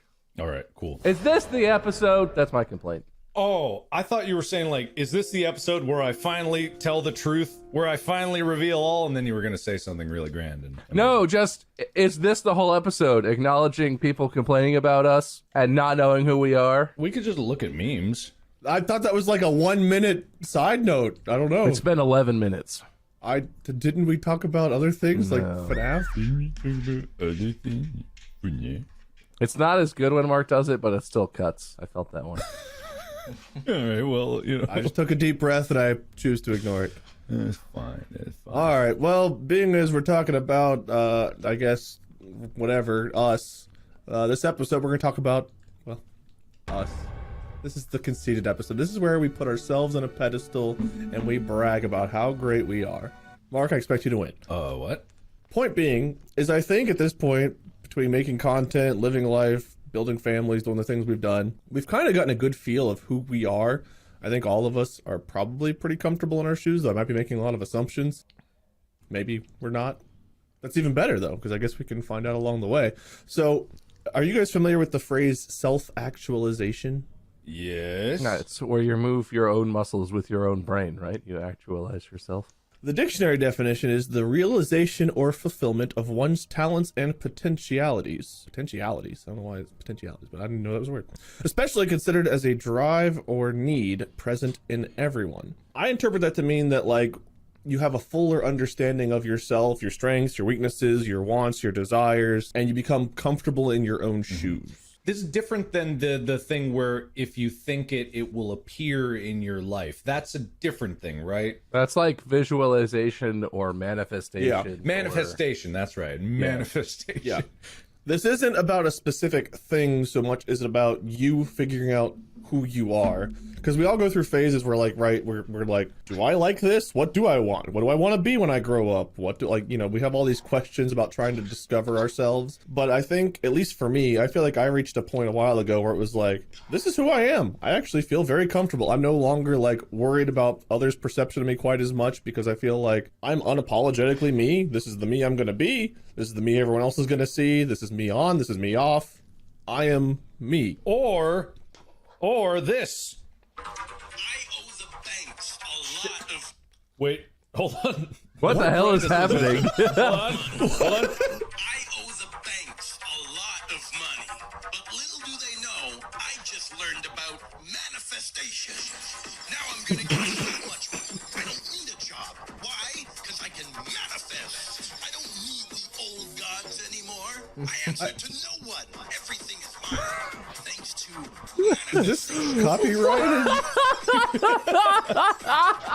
is what it made me think of. What? We have video now. I can share this just because I do the video. Are we a React podcast now? No, but it made me think of it. Yeah, we should react to some stuff. Manifestation. That's what I always think of. Like, for some reason, self-actualization just makes me think of manifestation, which makes me think of that video. I mean, I guess if you find out that you're into manifestation, that could be part of your journey to self-actualization. But there's a whole group of people that believe that if you manifest it in your mind, it will become a reality, as if like your thoughts can control the world around you, and it can be like, and there's a distinct difference between doing that and then realizing your self-actualization and manifesting like who you are. I'm glad you agree with what I said 5 minutes ago. Yeah, Thank well, you. no, I'm what you do? You just want me to go? Yes, Wade, you're right, Wade. Not like try to add anything to the conversation. Oh God, yes, dude. That would get me off so hard. I don't want that either. But that's what I just did, and you just berated me for it. Yes, Wade.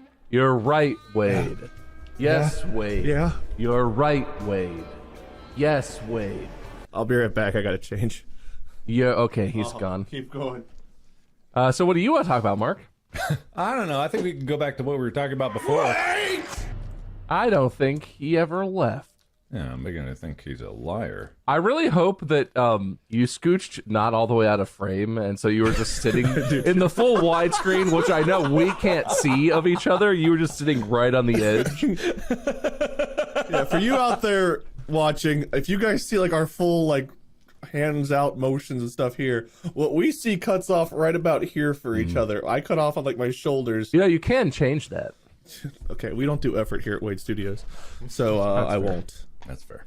But getting back to our topic at hand, What was the topic? becoming comfortable being ourselves. Do you guys feel like you've reached that point? I am not trying to challenge you or derail the topic.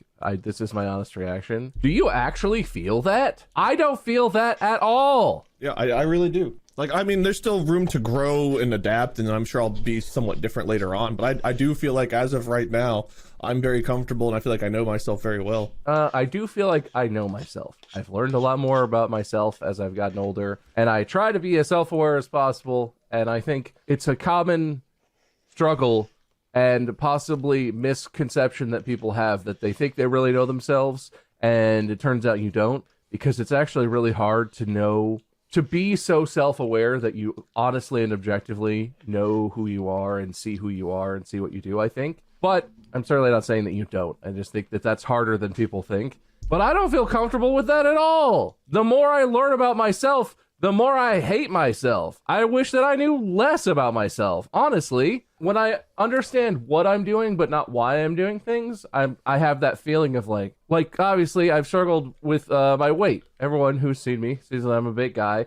I wish I was skinnier, and I understand the health issues, and I experience the health issues that come along with this. And it's been a thing my whole life. I'm like, God, why don't I have the self-control? It's just a matter of self-control. And before I understood why I eat so much and why I struggle with that, it was just like, damn it, I'm not that guy. Now I know why I do it. It's even stupider. It's just, I don't know. I feel worse about myself. The more I know my motivations and the more about who I am and why I do what I do, the more I'm like, idiot, stop. I gotta say, I might be using the wrong definition. Like, self-actualization, I think, is more about fulfilling your potential. I'm not talking about so much that as much as knowing yourself. So I might be misconstruing words there. Well, we can talk about your version of it. I'm fine with that. Yeah, we can talk about your version. So of I want to make sure that I'm clear that I believe self-actualization is not something I studied in philosophy. It's something I studied way before that. So my memory of it's a little hazy. I'm probably misconstruing it a bit. So I'm not saying that we've all reached our peak. We've realized everything we can be and we're done. Now it's all downhill. We're finished. It's more so just, are we comfortable in our own skins? Do we know ourselves? And I don't want to talk about what you're talking about. I want to talk about what Bob's talking about. Because there are some elements of that. No, Wade, you and your weird topic. Wade, Bob, whoever you are. Bob. Are you talking to him or me? I'm confused what the bit is.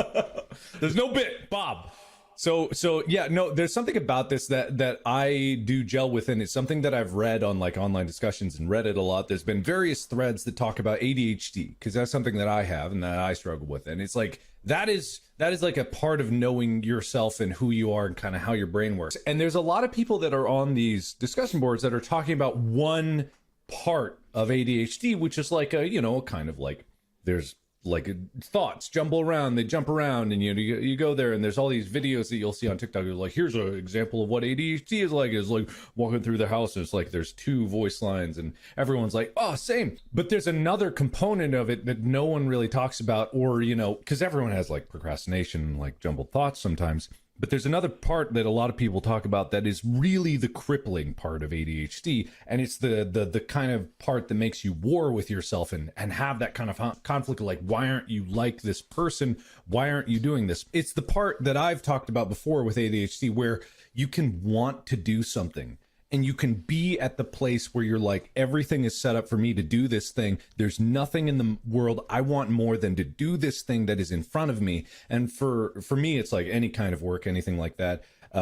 But if I'm staring at the problem, I go back to when I was a teenager and I was like trying to practice trumpet, and I was in my room, my trumpet was in my hand, the chair was there, and it's the closer I got or I pushed myself to do that thing, the more there was sandpaper rubbing in my brain. I had a physical, visceral reaction that pushed me away. But the part of that that's not necessarily just like that struggle, there's another voice in my head that's like, you are pathetic and worthless. Why can't you do this thing? You're fighting with yourself because you're like pushing yourself to do it. Your body and the subconscious mind is rejecting against it. And it's that abrasion that causes this crippling inability to do anything. And it's like, that is kind of, I think the crux of like some of the things that you're talking about, Bob. It's like that abrasiveness is what I experience in almost anything that has to do with not like something enjoyable.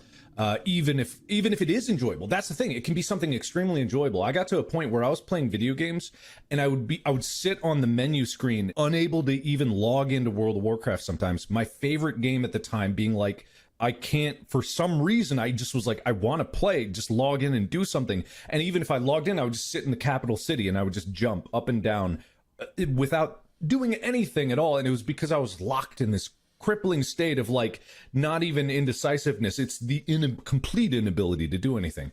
But learning that about myself doesn't necessarily cure it at all. It helped, but the understanding is there. It's just like, I still hate that part of myself. I still hate that that's what happens if I'm not like doing my ADHD therapies, if I'm not taking medication, if I'm not doing these things. Is like that part is there and it's in a huge way, and it's like almost something that you can willpower yourself through sometimes, but it's just part of who you are. There's no actualization or manifestation that can push past it on a consistent basis. It's just really, really like a struggle. So that I actually, in what you're talking about, Bob, I really do resonate with. I'll say this, and I say it almost every time I scroll social media. Wow, that stuff I just heard makes me think I might have undiagnosed ADHD. Mm-hmm. I did not realize that was part of that, because I have no diagnosis whatsoever and no real reason to think I have ADD, aside from being completely scrambled and sharing that exact sentiment with you and not realizing until just now that that's what was causing that inside of me. It's possible, yeah. I never felt like I had ADHD, but I definitely feel like my brain has changed in the last 10 years to the point where like I've gotten so used to multitasking. Even whenever I don't need to multitask, I find a way to do multiple things, and then I feel like I'm not really focused on any of the things I'm doing all that well. And there are times where I like need to focus on something. I have to fight myself to not do something else, because like, no, I need to focus on this. I can't be like, even doing the podcast, there are times where it's like I start to like open a tab to go to Twitter and you guys are like talking, I'm trying to listen. It's just like, why am I doing that? Or like I'll start to like think about something. It's like, no, zone back in. And I have moments like that. I don't think I would have been like that 10 years ago. I think it's something about doing so much multitasking that my brain just feels like it has to. But Mark, you're talking about like the trumpet and everything reminded me back 10 years ago whenever I split up with my ex and I had to move back home into my mom's basement, and I didn't want to go to law school. I'd taken my LSAT. I didn't want to go to law school. And just like everything that I had told myself since like junior high that I wanted to be, it's like, I want to be an attorney. I want to be married. I want to have this many kids. I want to live in a house that's like this. This is the life I want. It was more so like that's the life I thought I was supposed to have.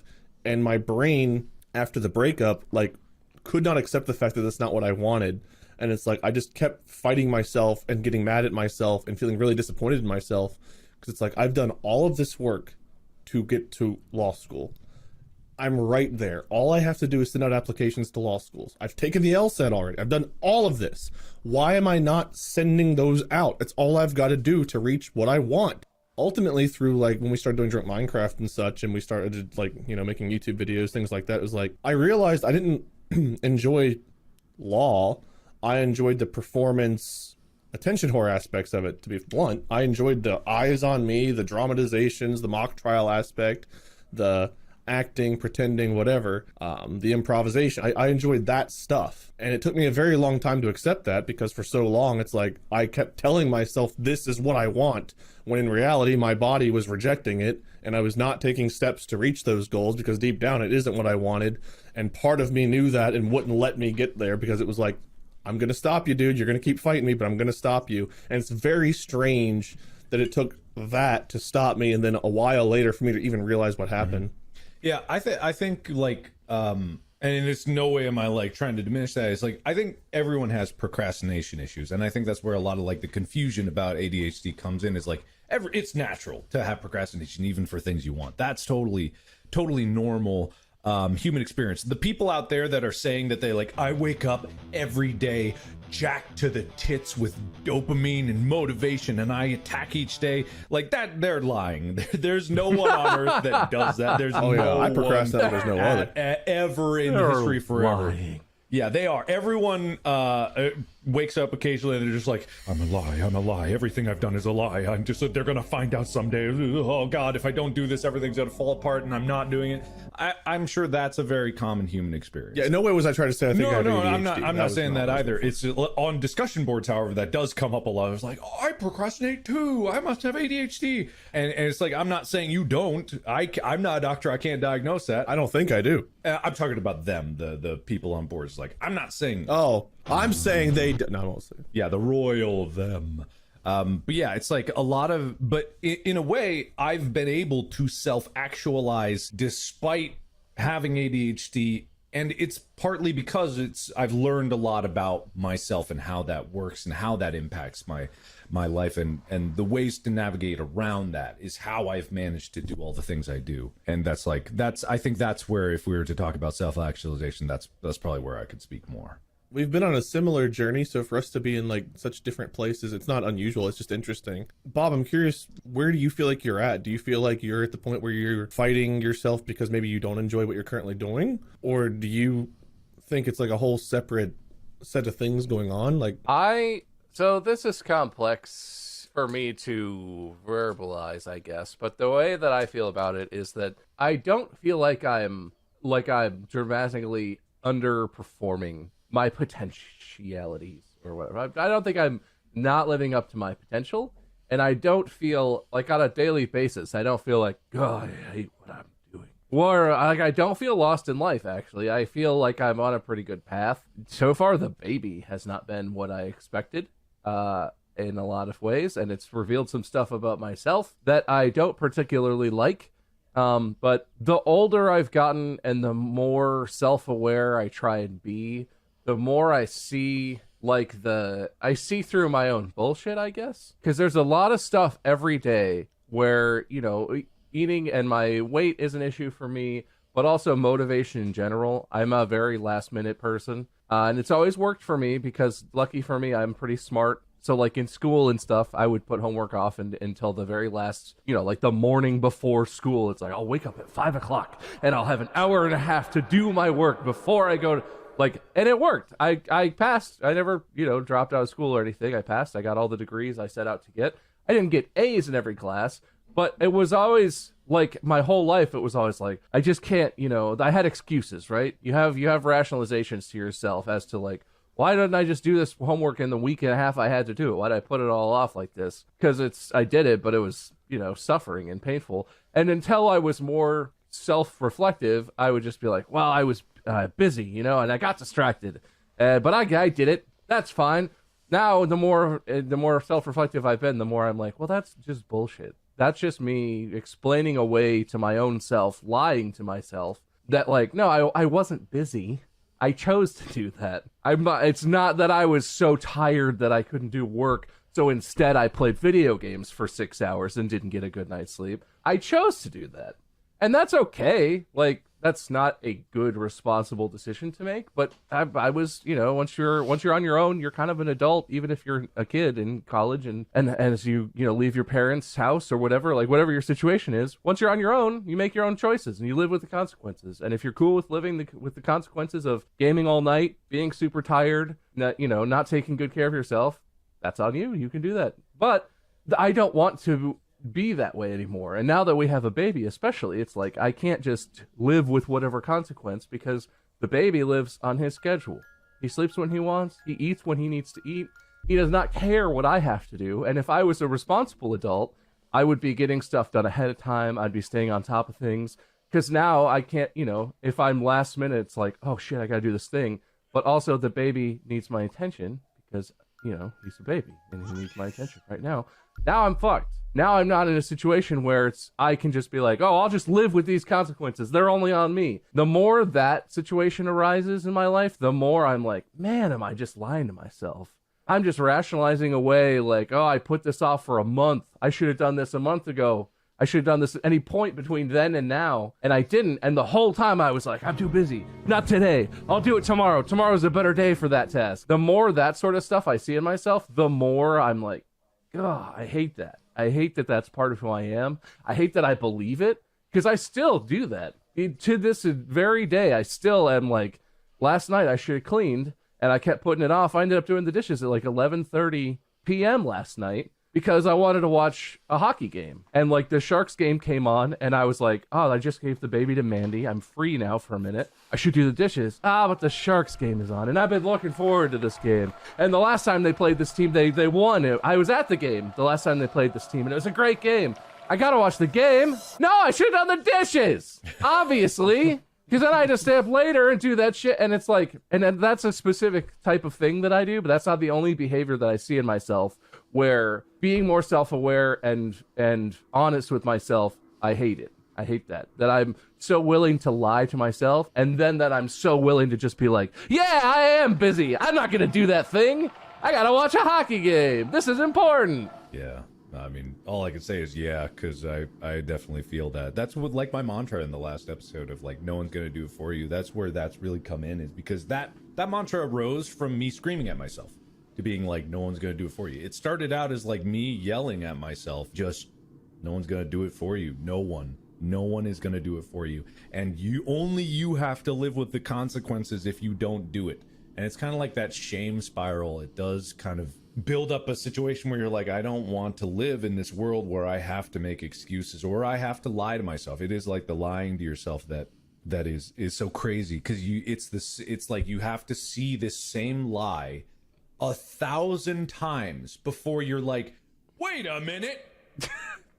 I know that's a lie. And it's like you believe it every other time. 999 times you're like, of course that's true. It can wait. I work better at 4 a.m. in the morning. That's how I did my YouTube videos. It's like I would wake up at 4 a.m., record 2 videos. I would record one, edit it for 8 a.m. or 9 a.m., and then I would record and edit another for noon. And that's how I live my life. Jeez. And it was like, it's just like, that's just what I did, instead of just being, and then I would get done with that and be like, okay, if I just record one more for tomorrow, I don't have to get up at 4 a.m. And I would tell myself, but then I was like, oh man, but I just worked so hard this morning. I had to get up at 4.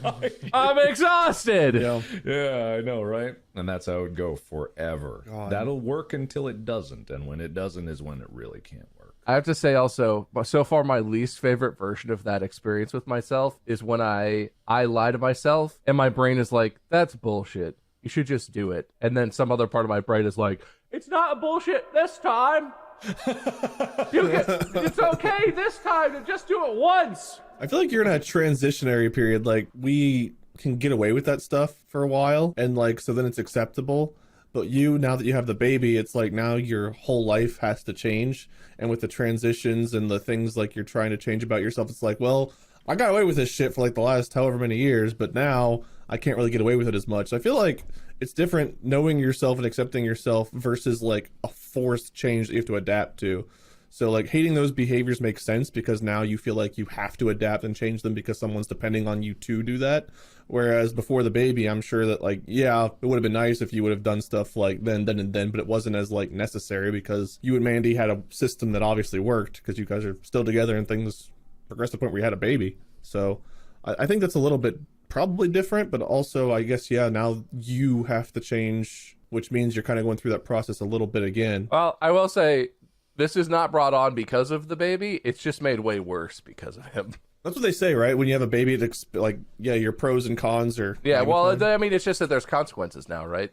The consequence before was, well, I just got to wake up early or whatever and do the thing. Now the consequence is, I just can't do that because I have other stuff I'm actually responsible for, regardless of whether I want to or not. But I've hated this about myself for probably solid 4 or 5 years. I've been in this period where I feel like I'm constantly learning that I'm still lying to myself and constantly upset about it. I think knowing yourself and accepting yourself doesn't mean you have to like everything about yourself. Like, even though I've said I've reached that point where I know and accept who I am, there are still things I hate. Like, I hate my procrastination. I hate my lack of motivation. And even though we all battle with that, I feel like I don't overcome it. That's where, like, I settle. It's like I find one way to get somewhere and I keep going that, whether it's driving or living, whatever. It's like, this works. Keep doing it. Wait, this is a better way. But I've been doing it this way. I'm just going to keep on with my path. Like with technology and stuff, you guys are like, wait, I can't believe you do this. And it's like, well, it works. Why change it now? I found a way. I'm comfortable. And I do hate that about myself, but I accept it's who I am and I haven't changed it yet. I've not been forced to change it yet. So I could keep just being like, oh, I suck. I hate it. But instead I'm like, just part of me. It's one of my faults. What can you do? And that's fine. That's what I want. I hope everyone listening at home isn't all doom and gloom like, oh God, then me too. I'm that way. I'm an awful. It's like, that is fine. The expectations that we have are mostly placed because of external factors, either comparative to other people or like seeing other people achieve success. And we're like, I want to do that. How do they do that? And I hope that there is some commonality to it of being like, yeah, it's a bitch for everybody. It's tough, no matter who you are. It's gonna be tough. I found comfort in that when I started to realize that like everyone out there, it was really tough for everybody. It kind of evened the playing field. There's no magic trick. There's no even when I talk about like ADHD medications that I take, the one that I take, I like it because it kind of, I feel like it levels the playing field. Where I'm not Superman. You won't be Superman because you take a medication. Nothing external is going to make you just like the perfect person that you want to do. At least not now. Maybe in the future, 100 years from now, there's something, and that'll be there. But that's why I like taking Astaris, is just because it lasts a long time. It's even. Instead of other medications that are like big swings here and there, it's something I can like hold on to. All I want is like a firm basis that I can build off of. And it's like, if I can build off of that basis, then I can improve what I'm really capable of, and I can address things. And the things that I can't, then I don't artificially know like it's inflated one way or another, and it's like, okay, I can accept a level playing field and I can use that to my advantage and I can work with it. But at the same time, that's just because I have different goals. It's not like my goals are better goals or worse goals. It's I have different goals for myself, and achieving those goals is like important to me, and that's why I like play so much on it. But out there, there's no meaning to life. There's that we can define for everybody. You know, it's each to their own and their own pursuit of happiness. And wait, if you're happy with what you have and the way you do things, that's fine.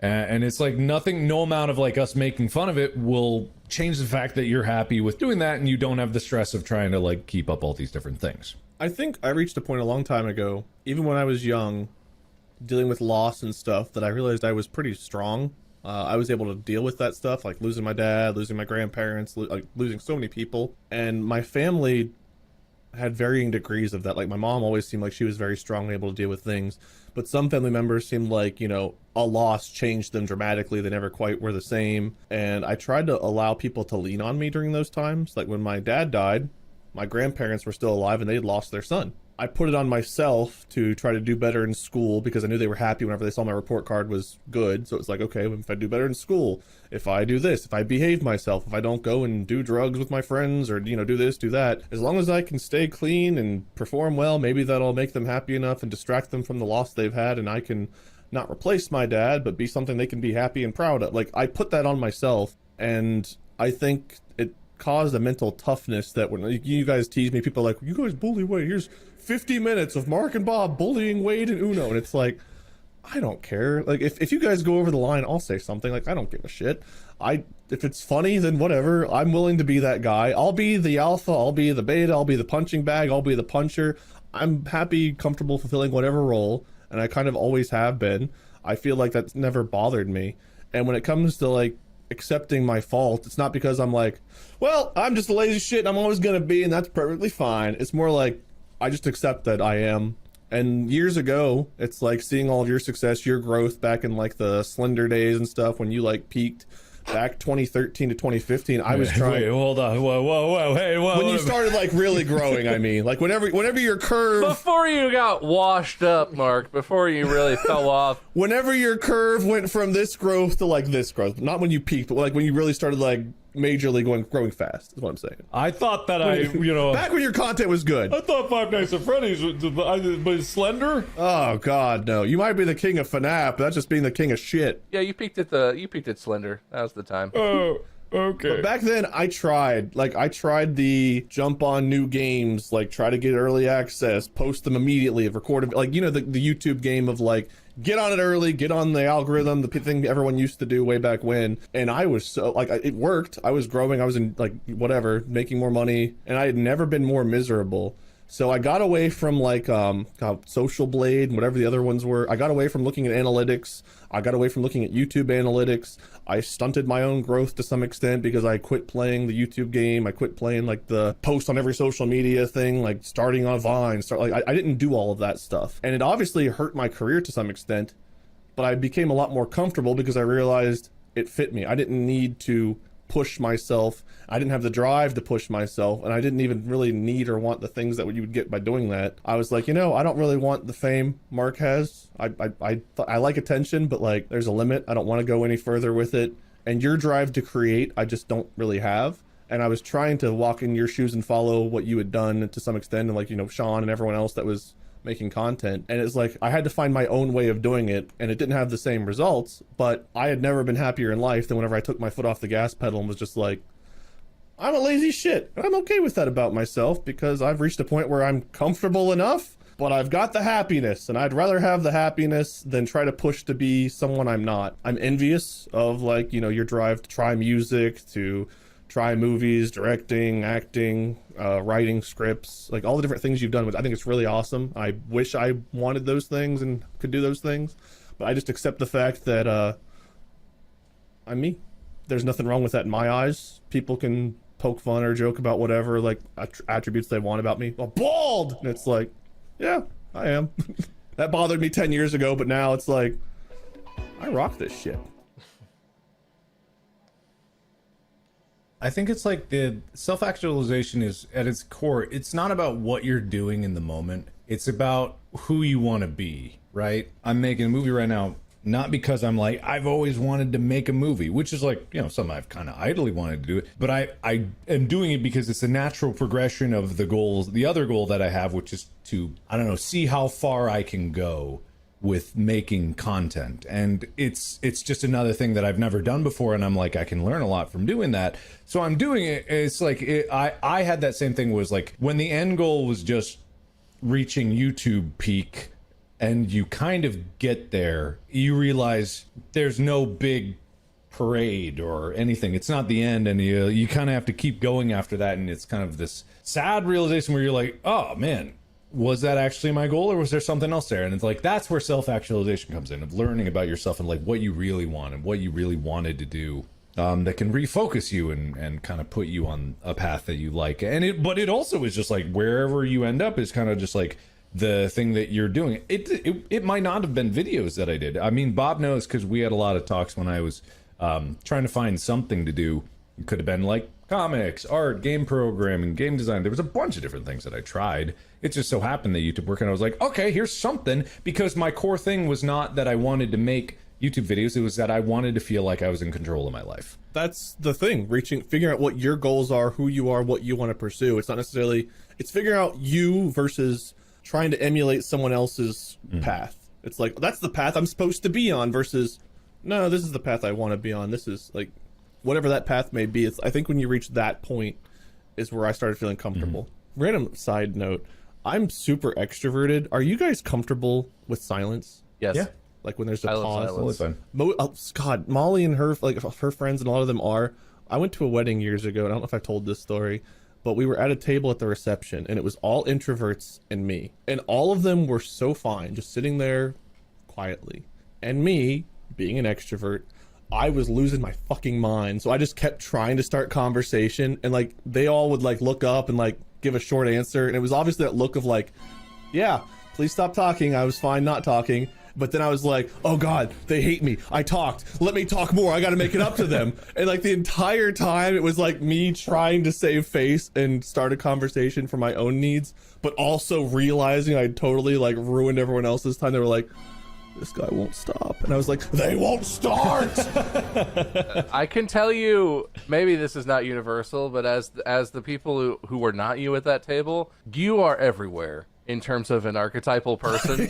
And I think most people who are more like me, and I guess Mark is on more on this side, you learn to sort of ignore the person the like stranger who's trying to talk to you. So it is a little bit of an imposition where I wish that wouldn't happen, but it's not like it ruins your day, right? Everyone at that table was in their own thoughts and doing whatever, and every time you talked, they were kind of like, huh, okay, and like went back. So it's not like they were mad at you. I'm gonna guess I would not be mad at that worst person. Feeling for but me. it's they were also just sort of completely disregarding your existence.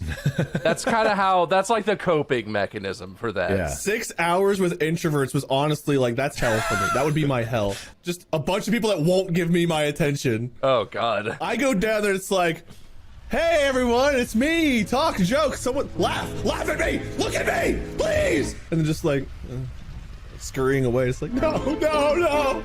This is gonna sound like bullying, and it's not, because it's not directed at you. It's directed at some people that I went to law school with specifically. A thing that I learned in law school, and I think part of the reason why, and I'm not like an idiot. I don't think I'm as smart as a lot of people in my life have thought that I am, though, or think that I am. Every time you open your mouth, it's just another opportunity for you to demonstrate to everyone who's listening to you how stupid you are. And it's not directed at you. And I know it feels like it is, but in law school, there were so many people who I think were in it for reasons kind of like you were describing. They wanted to litigate, right? They wanted to be in the courtroom. They wanted to be on the stage presenting their case and arguing and those were the people where in class they would constantly raise their hand. And those were also the people where they'd constantly raise their hand and the professor had to kind of be like, not quite. Who else has an answer? And like talking all the time is not always a bad thing. It's a very good social thing. But if you're in a professional setting, especially, or if you're in a setting where it's, you're working on something like school where you're trying to solve a problem, answer a question, whatever, the more you talk, the more that you demonstrate whatever gaps in knowledge you might have, whatever misunderstandings you might have.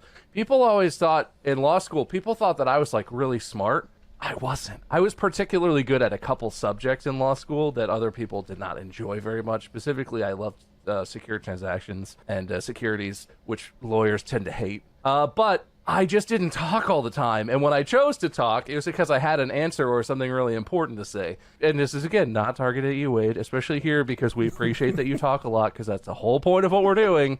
And sometimes Mark and I are both just kind of like, nothing. But in life, you don't always have to talk. No matter how badly you might want to, it might be the best opportunity for you to just stay quiet and let someone else, because unless you have something really important or really pertinent to say, you might not be adding anything. You might just be making people think, wow, I wish that idiot would shut their mouth. No, that's fair. And I think, again, early on, I found that playing the fool, I enjoyed. People are sometimes surprised whenever they find out I'm actually relatively intelligent because, like, I come off like a total fucking idiot. But I enjoy that. I have more fun being, like, the one people, like, feel better about themselves after dealing with, because it's like, well, maybe seeing how stupid I am, they'll feel better about themselves and think they're smarter and better. And it's like, okay, well, that's fine. A lot of my personality, I think, was based off of trying to make people in my life feel better when they were going through rough times. Friends, family, whatever, what have you. A lot of them really struggled with dealing with grief or dealing with stress or anxiety.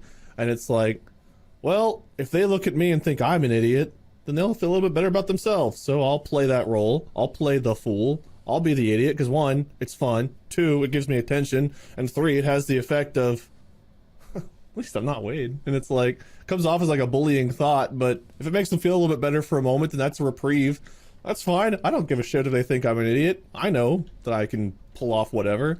I was good at every subject I tried to except for art. Cannot draw to save my life. But everything else, I was B plus, A minus, A plus. Like I was a great student. I had the highest score ever in a class of statistics in college, which is kind of a random one, but my professor emailed me and like begged me to come back because I was just so naturally good at it. And I didn't try in school. I never had to work that hard. I studied a little bit for vocabulary. I would learn equations if I had to, but I did not try hard in school. I was just naturally pretty damn good at it. I can talk. I've got a good charisma. Like I've got all these talents that are pretty up there, but like rather than come off as articulate and intelligent all the time, it's like boobies.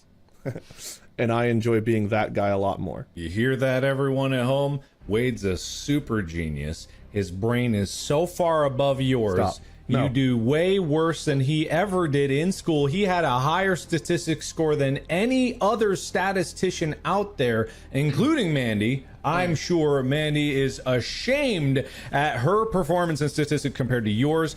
Teachers were begging him to take their job as a teacher and a professor in whatever class he was. That's how smart he is. So if you think he's dumb, you're the dumb one. You're the dumb one. The only reason I got that high of a score is I 100% at every test and I did all the extra credit. He never got a wrong answer in his life. In statistics 1 and 2 is pretty low level stuff. Instead, they wanted to give him a degree, a master's degree, a PhD, all of them. He rejected them because he says, I'm just so much better than you that I don't even need your stupid piece of paper to tell me how smart I am. I want it to be a mystery. He's like that guy in that House episode that hid booze in the vents and drank them to get down to the level of stupid that his wife was so that he could enjoy a normal life instead of being a super genius. That's the burden that he has to deal with. What a reference. I love that episode. That was so out there. That's a good episode. That's a funny episode. I think, was it McMillan at UC that had like the philosophy department, I think? And they had like a wall of like notable people who were philosophy. And he saw his own picture there. It was from 1921. He was like, wait a minute. That's me. They had Stephen Colbert and a few other people that got like philosophy degrees. And I was like, I could be on that wall. I do, like, I have battled an ego. Like, I internalize it a lot. But there definitely have been times in my life where it's like, who are you, inferior being? I'm like, wait, you can't think like that. Well, as long as you don't say it out loud. Like, I do have those monologues sometimes. Where it's like, you see someone that's just so fucking stupid, it's like, dear God, what went wrong in your genetics? I hope you're removed from the gene pool, you stupid fool. And it's like, brain? It's like, sorry. It's like, nah, it was kind of funny. Like, you know, I have those monologues with myself. Well, I'm glad that you said that because you just made me feel way better. I was just going to make a note to what I previously said, that it felt really mean that I made it sound like I think all extroverts sound like morons because they talk all the time. I don't. You don't always sound stupid when you talk. I'm just saying that every time you talk creates an opportunity for you to say something that may or may not be prudent, important, or even correct, and that might affect how people view you. But I don't think you're stupid if you talk a lot. It just felt mean, and I wanted to clarify that. Wade doesn't give a shit. He thinks you're an idiot.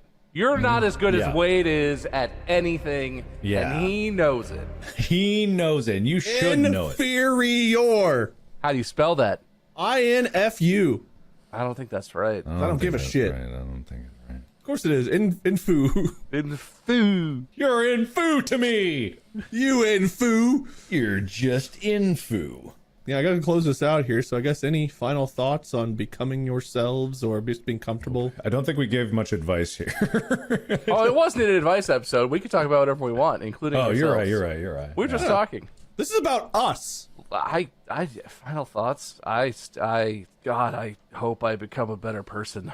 Well, you're probably you at this point. Hope you like you. No. This is going to sound like a super strange way to describe this, but I've always thought of trying to change like behaviors and patterns of behaviors. It's the same thing a lot of people want, instant gratification, but I think especially when it comes down to changing like yourself, if you want to change yourself, and I believe you can to certain degrees. I feel like there's obviously some base things that you couldn't willpower yourself outside of, but I think of like if you've ever seen a video that talks about someone's journey through like rehabilitation from a severe brain injury or something like that, where they suddenly lose all the motor control that they have, and it's an extremely long, arduous, painful journey to even get some semblance back. And again, this sounds like a strange thing, but this is because your brain is a meat machine made of nerves. It behaves in very specific ways, but it is adaptable. If you're trying to change behavior, you cannot expect something to occur overnight, over a week, over a month, even over a year. A year is too small of a time scale to even think about making big changes. I've been doing YouTube, and we all have been doing this kind of thing for over 10 years now. We are better at what we do Than you. Well, I mean, at this, maybe some of them out there, maybe, but just look, it's a long time scale to do anything.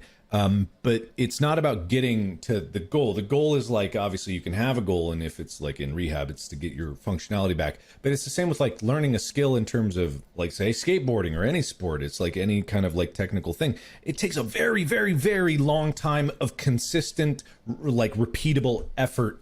And it just so happens that my particular career was making a video every day or multiple videos a day, and this podcast is like doing multiple episodes a week. The improv that we did was doing lots of training and then shows and getting better, and we had familiarity. So when it comes down to like self-actualization, learning about yourself is one thing, but you are an evolving creature even throughout your life. You're the way you approach life, and as you grow up, you'll learn new things, and it'll kind of like influence the way you think and things like that. It's constantly evolving, so you always gotta like check in and then progress. So I think like there is no easy answer in this to being who you want to be. If you look up to any of us and are like, I want to do that, just understand what we are because of the culmination of our journey throughout life and the choices that we've made and the efforts that we put in. If you want to do it yourself, it does take a lot of effort, but you know, it doesn't mean it can't be done. Well said. You uncomfortable, Wade? A little bit. Like if you want to say some words, Bob, maybe fill in the silence for me so I don't have to just ramble. Yes, that does make me uncomfortable then. That's my favorite game, actually, when we're hanging out in person, is to get everyone to be as quiet as possible and look at Wade, because it creates a feeling in him that everyone's expecting him to entertain the entire group. It makes you so deeply uncomfortable. It's very fun. It takes like 5 seconds of everyone looking at Wade and quiet for him to get so uncomfortable. It's always funny. I'm sorry, buddy. But then you get to entertain the whole group. Everybody gives you the stage, and then you take the spotlight, bud. Everyone's looking at you. Yeah, but it's different whenever people are like, you can tell when someone's an active listener versus just like tolerating your existence. And you guys give that like the same feeling I had at that stupid reception where it was just like, great, Wade's talking. I guess at least I don't have to talk for a minute. Let me not really pay attention though. Oh wait, what's he saying? He's looking at me. I wish this software that we're using would tell you specifically when we're looking at your camera, and you just put two big eye icons like you are being watched. Well, we could get that software that makes it look like you're always looking at the camera even when you're not. Oh. Yeah. Toby! You know, the Toby eye tracker. Toby! Yeah, that thing. Toby! Final verdict, yeah? I'm not self-actualized. Wade is. Mark, maybe. Well, actualized, I don't know. Again, I might be misusing that term, but I am comfortable in my skin. I feel like I understand myself and know myself. What do you think, Mark? Yes or no? No. Still working on things. Life is a journey of self-discovery. You won't know yourself till you're dead.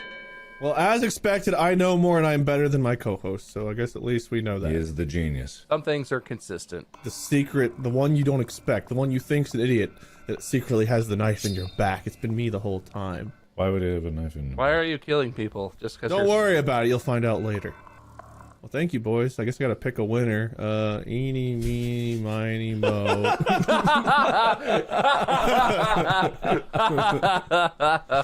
I'm laughing because I know it's not going to be any more complicated than that. That's the joke behind the truth. No, he's got points. There's numbers involved, probably. Yeah. Okay. All right. It's a system. It's a system. I'm gonna give this win to Bob because I feel like maybe the win to Bob will allow him to catch up to us on his path to self-actualization. May you use this win as a stepping stone to catch up to where Mark and my brains happen to be. And I hope that doesn't come off as an insult, Bob. I'm talking about my friends in law school. Oh no, how could that come across as an insult? It really was about people in law school, I gotta say. I can't reiterate that enough. And In all honesty, I jumped in front. I took the bazooka to the chest because it It's was me okay. too, They're it's true. idiots. I'm allowed to make fun of them. I can't believe they got law degrees. Unbelievable. My institution should be ashamed of itself. Maybe they're representing you now. Be careful. No, they're not. I choose who represents me. That wasn't at you. That was at the. Oh, listeners, yeah. What is the prophetic you? No, not The prophetic. pathetic you. The pathetic you. The pathetic you.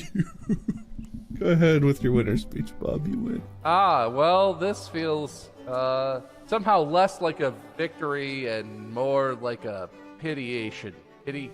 It is. Pity. Yeah, Mark totally deserved the Yeah, win. well, it did feel like Mark deserved the win, but numbers are numbers. I'm gonna take the stat padding easy dub, and yeah, who cares if I don't like who I am? I won, so take that, idiots. See, I helped. I feel like I helped. Even though Mark was the clear winner, like 80-20, I still feel like I helped you. If I was a clear winner, you could just make me the winner. I sure could. Thanks for pointing that out, buddy. He could even do it right now if he so chose, but he's not going to take it away Oh from god, me. I could strip it away and give it to the deserving winner. In fact, the entire subreddit would probably be happy if I did. However, fuck you all. Mark, loser speech. Thanks a lot of money. But little do they know, I just learned about manifestation. Now I'm gonna get so much money. Maybe you should have manifested the win a little harder. I'm gonna manifest the win right now. I'm winning. I am the winner. I'm pretty sure, The winner. pretty sure manifestation is like birthday wishes. If you say it out loud, it doesn't come true. Fuck, you're right. Yeah, just keep trying. Maybe it'll change by the time the next episode. Maybe it only affects things in the future. If it can't affect things in the past. You can't change the past, but you can change the future. I'm gonna manifest the future. Well, technically, the future is now, and the past is also now. Anyway, thank you all for joining. I hope you enjoyed my very fair decision there at the end. Don't emulate us. Be yourself. Figure out who yourself is. And, inferior. I had to squeeze one more of those in. Anyway, hope you all enjoyed. If you haven't already, go follow my co-hosts. You can find Bob, the winner, at MySkerm. That's MUYSKERM. Because he never spells it out for you, so I will. You can find Mark at Markiplier. If you can't spell that, just type M-A and Google will auto-finish it for you. He's kind of a big deal. I'm Wade, Minion777 or Lord Minion777. Doesn't really matter. If you haven't already, check out the merch. We have merch at store.distractablepodcast.com. Maybe. Hopefully. If not, then whoops, I tried. See you all in the next one, where Bob, the winner, will probably host unless Mark manifests a win in between. We'll find out. Until then, podcast out. I thought you were doing a Top Gear style. Like, in the next episode, Bob gets a colonoscopy. Mark does a kickflip off a bridge. Next time on Dragon Ball Z, Mark uses the Kamehameha on Bob, who combats with a final flash. Who will defeat? That's not what I was talking about. We'll end the episode by making Wade's head explode. Fuck you.